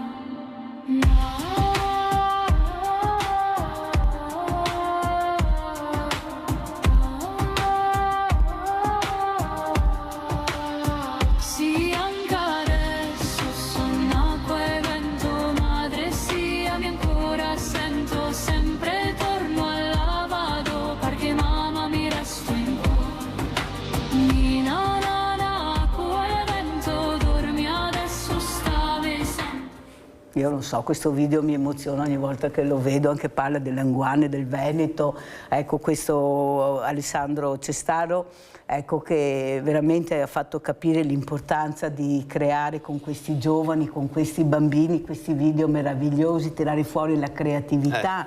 Questi vanno aiutati, non vanno lasciati. Ecco, Presidente, cosa sono i giovani? E soprattutto vorrei chiedere la figura femminile. Cos'è per lei la figura femminile? Beh, innanzitutto i giovani oggi stanno vivendo una situazione non semplice perché c'è una narrazione distorta sui giovani. Dobbiamo avere il coraggio di dirlo. Non ci sono solo giovani che delinquono o che commettono cose che non vanno. E, insomma, ogni giorno leggiamo sui giornali queste notizie. C'è una stragrande maggioranza di giovani che ogni giorno studia, lavora, si occupa degli altri e credo certe volte sia bello anche dare loro risalto e dire, insomma, le cose che vanno e le cose che non vanno. Per quanto riguarda i giovani, credo sia fondamentale anche un'alleanza tra politica e giovani. È per questo che ho lanciato il Consiglio regionale dei giovani, cioè un organo fatto da ragazzi che vengono eletti all'interno degli istituti scolastici superiori e che possano lanciare delle proposte al nostro Consiglio regionale e possono essere prese in considerazione. Noi viviamo nell'era della tecnologia, dei social, vivono un'adolescenza all'interno di modelli virtuali, spesso distorti, e io ho notato la differenza anche rispetto alla mia generazione, insomma, 20 anni fa ero adolescente io, e devo dire che è cambiato il mondo da questo punto di vista. Dobbiamo assolutamente far riscoprire in loro il senso di comunità, lo dobbiamo fare, è un nostro compito, non è semplice nell'era della tecnologia spinta, ma lo dobbiamo recuperare ed è compito degli amministratori locali, è compito dell'amministrazione regionale, noi faremo di tutto perché questo accada. C'è bisogno di dare loro prospettive, perché spesso sono queste che mancano. Mi piacerebbe lavorare molto sull'integrazione tra istituti di formazione professionale, istituti di formazione tecnica con il mondo delle imprese. È giusto che si debba uscire dalla logica della laurea a tutti i costi, e io ho fatto un percorso di laurea e anche post laurea, quindi lo dico contro, diciamo, il mio percorso, però questo non significa nulla. Il fatto di avere una laurea in tasca non significa che sei meglio o peggio di un altro, significa semplicemente che hai fatto un altro percorso di vita. Ci sono tantissimi ragazzi che alla fine della scuola superiore possono entrare nel mondo dell'impresa e valere tanto quanto un giovane plurilaureato. Questa è la sfida che noi dobbiamo compiere, anche vista l'urgenza del nostro territorio. Entro il 2030 mancheranno in Veneto 280.000 lavoratori qualificati. O decidiamo di assumerci questa responsabilità garantendo finanziamenti alla formazione, abbiamo in programma 200 milioni di investimenti su questo, oppure non riusciremo ad affrontare la sfida del futuro. Abbiamo Giusy in linea, vai Giusy, no, dimmi sveglia Veneti cosa che fa, no Giusy scusa vai Giusy. Mi dispiace perché non chiamano più, insomma, quelli la ragazza. Dottor Stefani, buongiorno. Buongiorno. L'ho votato, l'ultima speranza per me, l'ultima speranza. Perché sono andata all'ospedale così per una visita e da dove tu parcheggi le auto a entrare alla scalinata dell'entrata, anche quella mobile, la scala mobile, saranno 150 metri. Non per me, ma per gli anziani. Ho visto un signore che camminava col bastone che avrà avuto 85 anni, non arrivava più. Ci vorrebbe, non dico una navetta, ma qualcosa da portarli dal parcheggio all'entrata, perché saranno 150 metri. Grazie Giusy, basta, perché sennò so cosa succede col centralino, poi chiamano Mirella. Grazie Giusy, sono segnalazioni che vanno fatte a chi di dovere, hai fatto bene a dirlo, dopo qualcuno provvederà. Ma soprattutto questa figura, ecco, questo cittadino che cerca sempre di proporre. Io lo ascolto tutte le mattine, li lascio parlare, poi loro mi chiamano, mi dicono. Sono propositivi, ecco, sono sempre, li intervistiamo persone di buon senso. Quello che io vorrei capire come fare, Presidente, per far capire l'importanza di mettere assieme giovani e meno giovani. Io ci ho provato con Villa Margherita, ecco, qui diversamente giovani, qui giovani, con le associazioni di volontariato, perché penso che sia l'unica arma che abbiamo per combattere la solitudine dei diversamente giovani e la noia dei giovani. Ecco, solo mettendoli assieme, grazie alle associazioni di volontariato, siamo tantissime, ma ognuno fa tutto, perciò non riusciamo a fare niente. Dobbiamo capire, ecco qua la Regione deve capire chi fa cosa. Tu hai il trasporto, devi fare il trasporto, tu hai l'alimentare, fai l'alimentare, tu fai l'ascolto. Non possiamo fare tutto, Presidente, perché sennò ci ritroviamo con la solitudine e la noia che sta diventando distruzione. Prego. È così, noi dobbiamo incentivare l'associazionismo, non dobbiamo limitarlo o ostacolarlo. Io so quanto le associazioni rivestano un ruolo fondamentale nel nostro territorio. Gli amministratori locali, so che questa trasmissione è seguita anche da tanti amministratori locali, sanno benissimo, senza associazioni, senza enti del terzo settore, tantissime delle iniziative che un comune fa non diventerebbero mai realtà, ma tantissime anche di quelle che ho fatto io da amministratore locale, tantissime di quelle che farò da presidente di regione senza le associazioni non troverebbero la giusta energia. Allora noi dobbiamo farlo da un punto di vista amministrativo, non soltanto finanziando le associazioni, ma anche riducendo la burocrazia, cercando di dare loro respiro e possibilità, perché si tratta per la stragrande maggioranza di persone che si occupano degli altri e dedicano il proprio tempo agli altri. Lasciamo libere le persone di poter lavorare, di poter fare associazionismo. Gianfranco Valeri, velocissimi mi raccomando, vai Gianfranco. Buongiorno signora Mirella, buongiorno Presidente, buongiorno. Complimenti per la sua giovane età. Grazie. Che ha raggiunto questo grande incarico. Ecco, io sono un anziano, però mi batto da anni, signor Presidente, perché venga fatta la riforma degli enti locali. Gli enti locali così non possono più andare avanti, sono comuni che sono divisi solo da cartelli stradali e basta, però per dare più servizi, signor Presidente, ci vuole la riforma degli enti locali. Ma sarà una cosa che ci darà più, specialmente i comuni piccoli, che tanti servizi al venerdì, arrivederci Roma, capito? Cioè ci vuole proprio la riforma degli enti locali. Vorrei proprio il suo impegno, se non può a livello regionale, che facciano la rete almeno a livello nazionale. Grazie signor Presidente, buon lavoro. Grazie, bravissimi. Prego, grazie, Presidente. È un bellissimo tema, tra l'altro nei giornali di 2 giorni fa anche il vostro telespettatore potrà verificare il nostro PRT. Noi abbiamo proposto nel piano di riassetto territoriale di garantire delle politiche di area vasta. I comuni piccoli che non sono in grado di dare dei servizi, di potersi fondere con altri comuni e soprattutto di poter dare loro la possibilità di consorziare dei servizi. Non possiamo pensare che in un comune da 2000 abitanti, ce ne sono tantissimi anche in Veneto, anche dei più piccoli, ci possono essere i servizi d'avanguardia, soprattutto in determinati settori. Oggi anche il sociale richiede delle competenze importanti, non possiamo più pensare con la mentalità di 50 anni fa. Oggi servono figure specialistiche, possibilmente anche condivise tra più comuni, capaci di affrontare certe sfide. Oggi, soprattutto i comuni più piccoli, queste sfide fanno fatica ad affrontarle da soli. E allora dobbiamo dare una mano agli amministratori, dobbiamo dare una mano ai sindaci, dobbiamo garantire dei consorzi di funzioni dove una persona ha la propria competenza e riesce ad esprimerla in favore di più persone, di più comuni.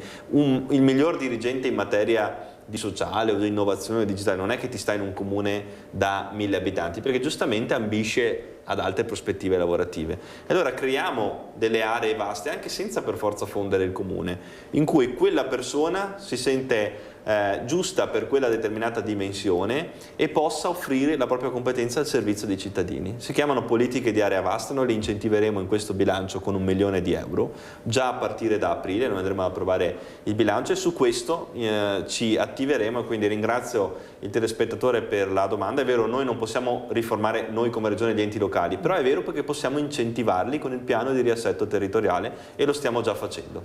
Sa che è proprio bravo sto Presidente, avete sentito? E Mirella sta molto attenta, lui ha detto la sigla PRT, ma l'ha spiegata?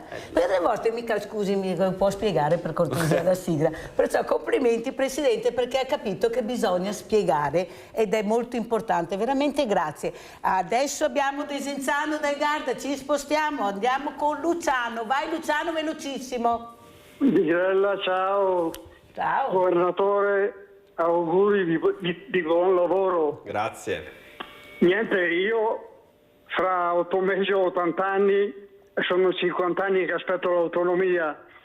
Come la Svizzera vorrei.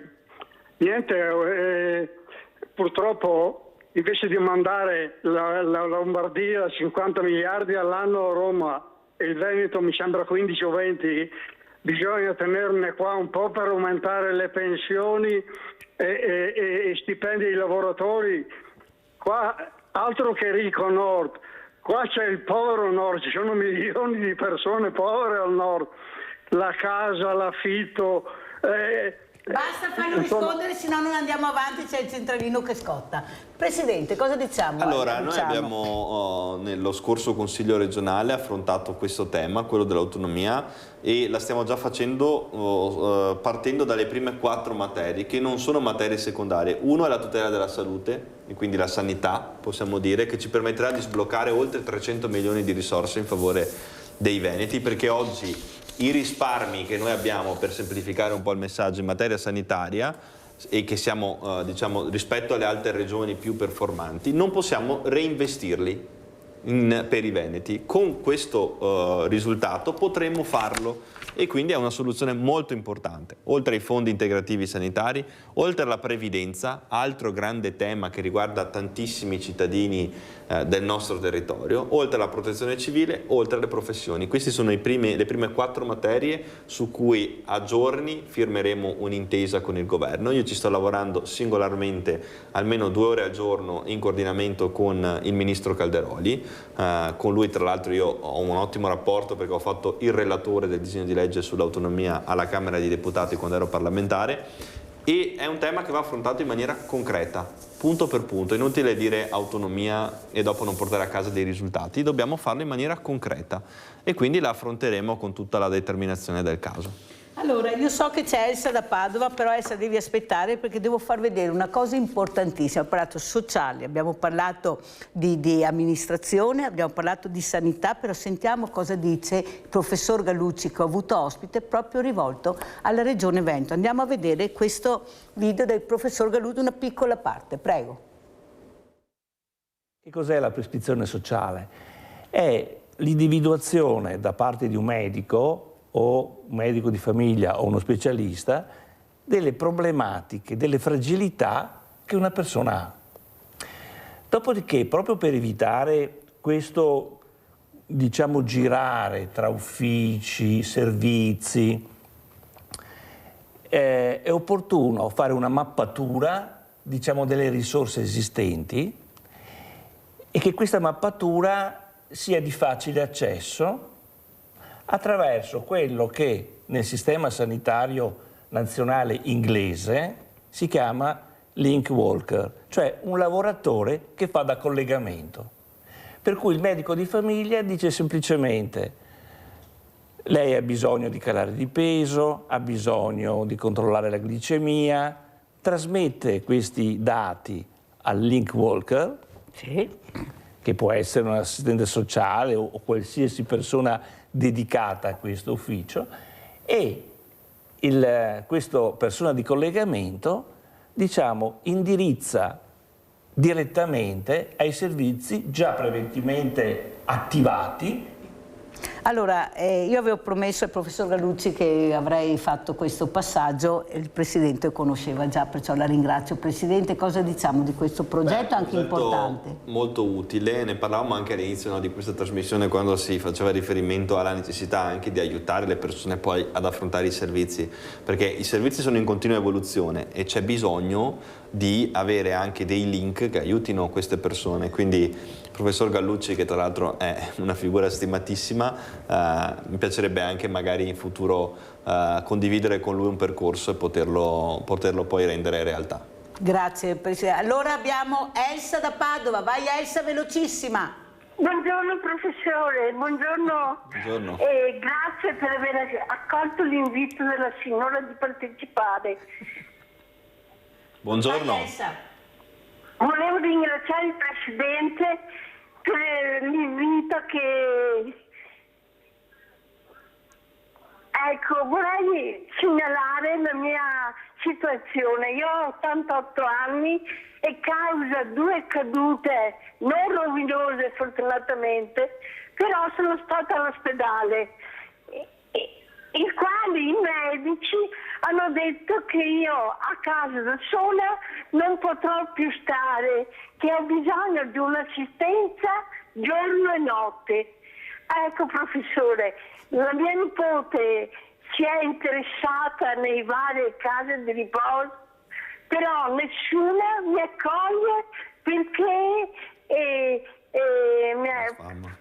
la sfama è di 64 punti, avendo fortunatamente il cervello che funziona ancora un po'. Ti voglio bene Elsa, un grande abbraccio, sei stata chiarissima, 88 anni ma son viva. E lucidissima. Lucidissima. Ecco, sentiamo cosa dice il Presidente, sì, conosce le storie. È un tema molto sentito, infatti la mia prima proposta è stata quella dell'assistente domiciliare, questo perché ci sono tantissime persone che sono parzialmente autosufficienti, che sono lucide, che hanno la possibilità di poter condividere un assistente domiciliare senza dover pagare cifre folli, perché oggi uno che vuole assumere un assistente ovviamente regolarmente deve spendere cifre che ovviamente da solo non riesce ad affrontare nella stragrande maggioranza dei casi, quindi la possibilità di avere un'implementazione della tecnologia, anche un monitoraggio costante di questi soggetti, di poter condividere delle figure di assistenza, rappresenta l'unica via del futuro. Dobbiamo guardare in faccia la realtà e dobbiamo affrontarla con coraggio. Questa è la nostra sfida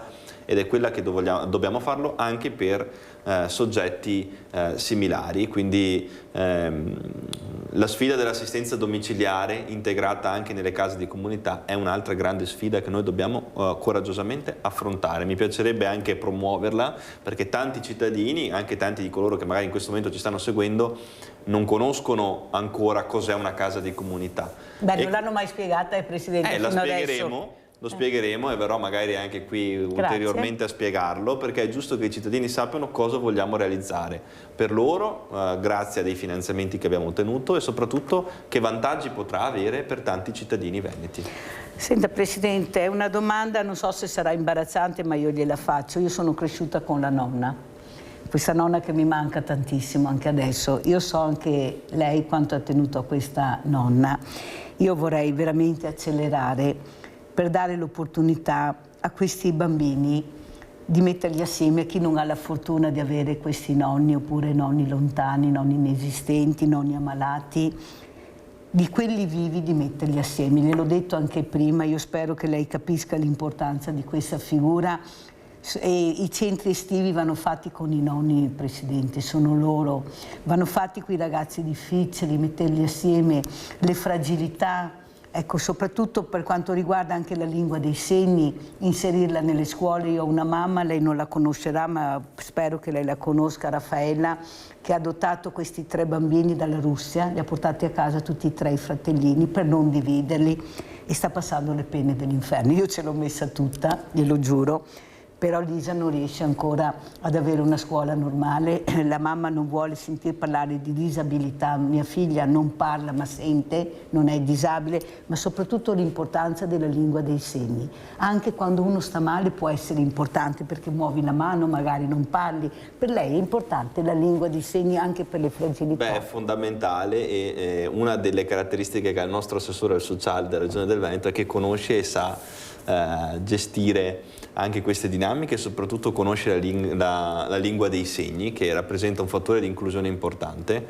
Ovviamente è anche una grande abilità quella di poter includere, che deve avere la Regione del Veneto, anche e soprattutto in sinergia poi con le famiglie, lì dove questa possibilità c'è. I nonni anche per me hanno rappresentato il centro estivo per eccellenza, no? Io i centri estivi li facevo dai nonni. Grazie, e sono felice di essere cresciuto in questo modo.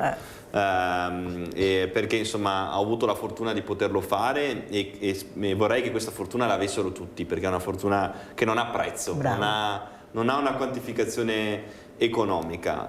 C'è bisogno ovviamente di garantire sempre di più questi progetti. Ci sono tanti comuni che stanno sviluppando anche qui in Veneto dei progetti intergenerazionali, che è molto bello, perché creano anche un invecchiamento attivo, no? Quindi la possibilità che hanno gli anziani di poter avere degli stimoli cognitivi, perché poi è anche questo che conta per quanto riguarda la sanità. Tanti anziani non hanno stimoli cognitivi e vivono magari soli e si lasciano un po' andare. Questo è un aspetto che capisce chiunque, no? Anche uno che non è un tecnico della sanità.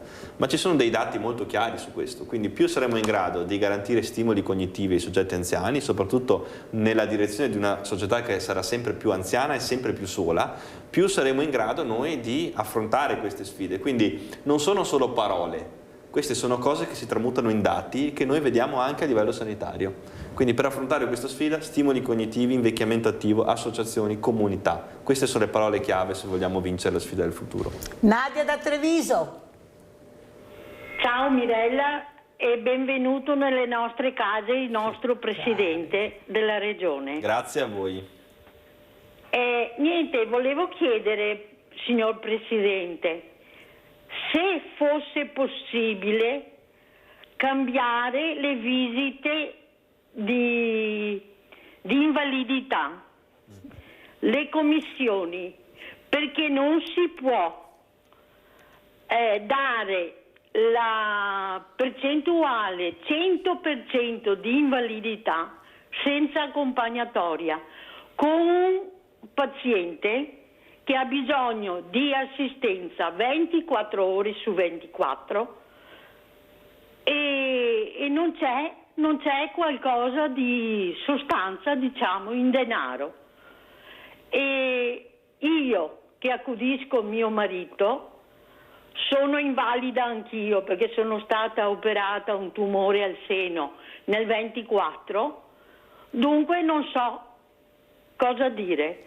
E per il Cariver cosa ci sarà? Grazie cara Nadia, grazie anche perché in poche parole. Ma quanto bravi sono? Ma Presidente, sono bravi? Molto esperti. Ma molto veramente, preparati. complimenti, vi faccio anch'io i complimenti. Prego Presidente. Allora, ovviamente qui si parla anche di leggi nazionali, perché non tutto sì. ovviamente avviene sulla base di criteri della regione, perché soprattutto i criteri anche di invalidità hanno a che fare ovviamente con dinamiche di carattere nazionale, però noi stiamo lavorando ad una legge sui caregiver. Tra l'altro è una legge su cui stiamo lavorando maggioranza e opposizione. Il primo discorso che ho fatto in Consiglio regionale è stato che su alcuni temi non devono esistere colori politici, deve esistere il Veneto. Bravo. E su questa legge che firmeremo insieme, maggioranza e opposizione, vogliamo dare risposte. Innanzitutto con la rete dei servizi, perché i servizi ci sono e devono essere messi al servizio dei soggetti in difficoltà e soprattutto di chi si prende cura di un familiare. Oggi anche uno studente che si prende cura di un familiare non ha alcuna agevolazione per poter partecipare ai percorsi di studio, e ci sono migliaia di esempi che possiamo fare, così come magari un dipendente di un'impresa rischia di perdere il lavoro perché deve seguire giustamente il familiare non autosufficiente. Noi questo non possiamo permetterlo, dobbiamo integrare anche forme di welfare aziendale che tutelino questi soggetti, quindi il futuro parlerà sempre più questo linguaggio. Stiamo scrivendo insieme una proposta di legge su cui poi inizieremo ad investire anche una serie di risorse nel corso del tempo, però sarebbe la prima volta che il Veneto si dota di una legge sui caregiver, su chi si prende cura di un familiare, e sarei orgoglioso di poterlo fare già entro il primo anno del mio mandato. Daniele da Vedelago, veloce Daniele. Sì, pronto, buongiorno Presidente, le auguro un buon lavoro a lei e alla sua famiglia che ha. Volevo una domanda solo, ho visto un psicologo a Mogliano Veneto che hanno parlato fuori del coro, bambini strappati, le famiglie, che si accusano in bagno. Come mai? Dobbiamo fidarci di psicologi? Grazie, buon lavoro, buongiorno a tutti.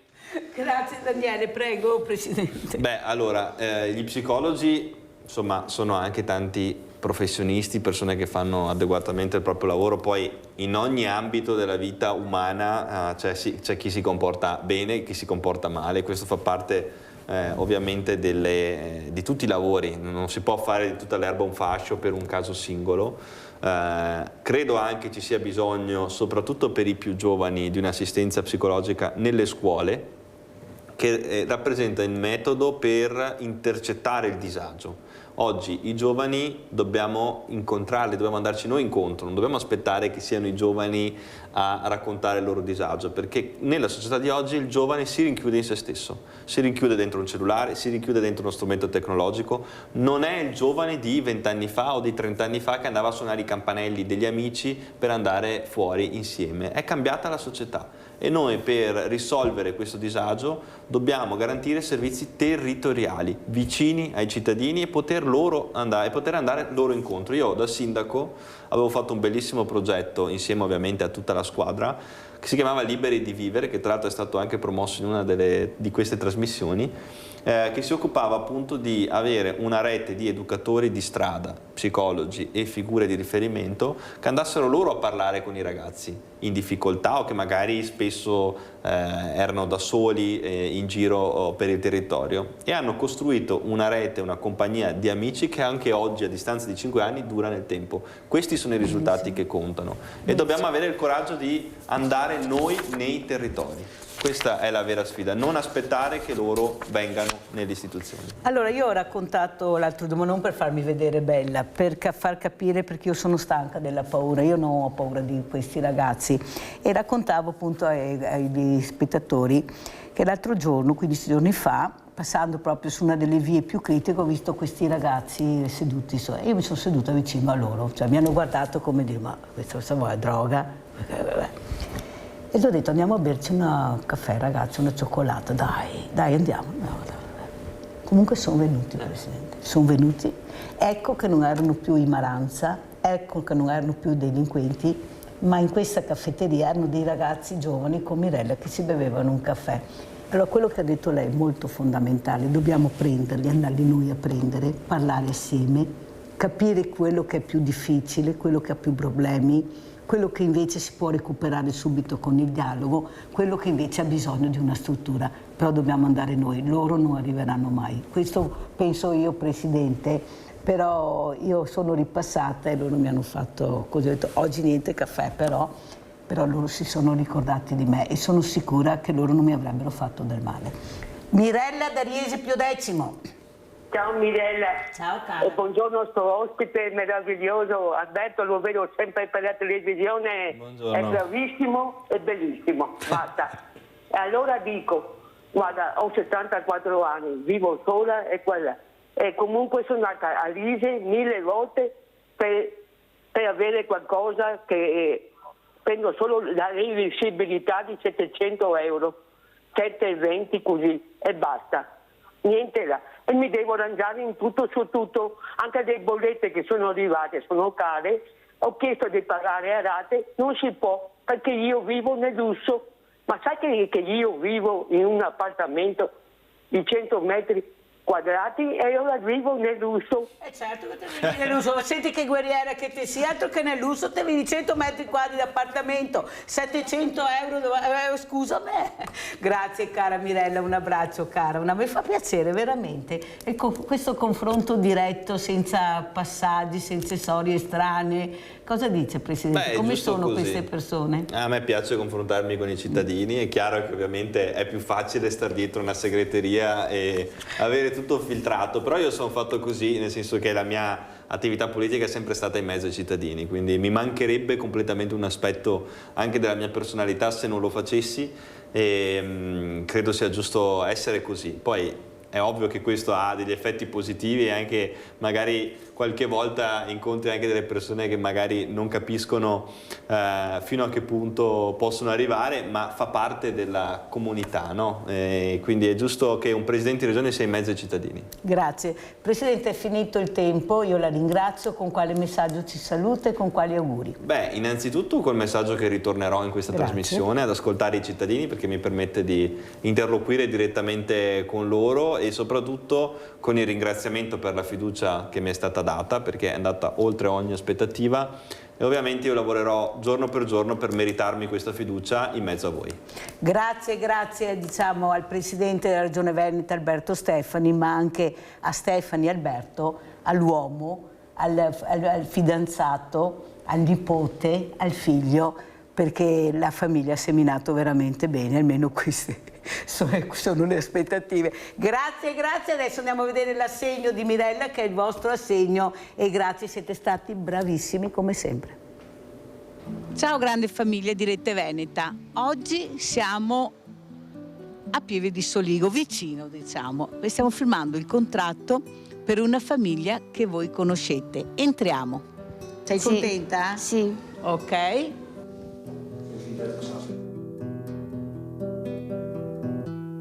Stanno firmando il contratto di locazione, come state vedendo. Siamo su uno studio commercialistico. Siamo arrivati a questo momento e a questa data perché i ragazzi studiavano e abbiamo dovuto aspettare che finissero le scuole, perciò adesso è il momento che loro entreranno in questa casa, perché prima non era possibile, perché era giusto farli finire le scuole. Sono stati promossi tutti e due, sono molto contenta. Beh, secondo me è un'esperienza da imitare, perché esempi così sinceramente non ne vedo molti, e questo qua è un bel esempio di solidarietà da parte di una famiglia di Pieve di Soligo verso un'altra di fuori provincia.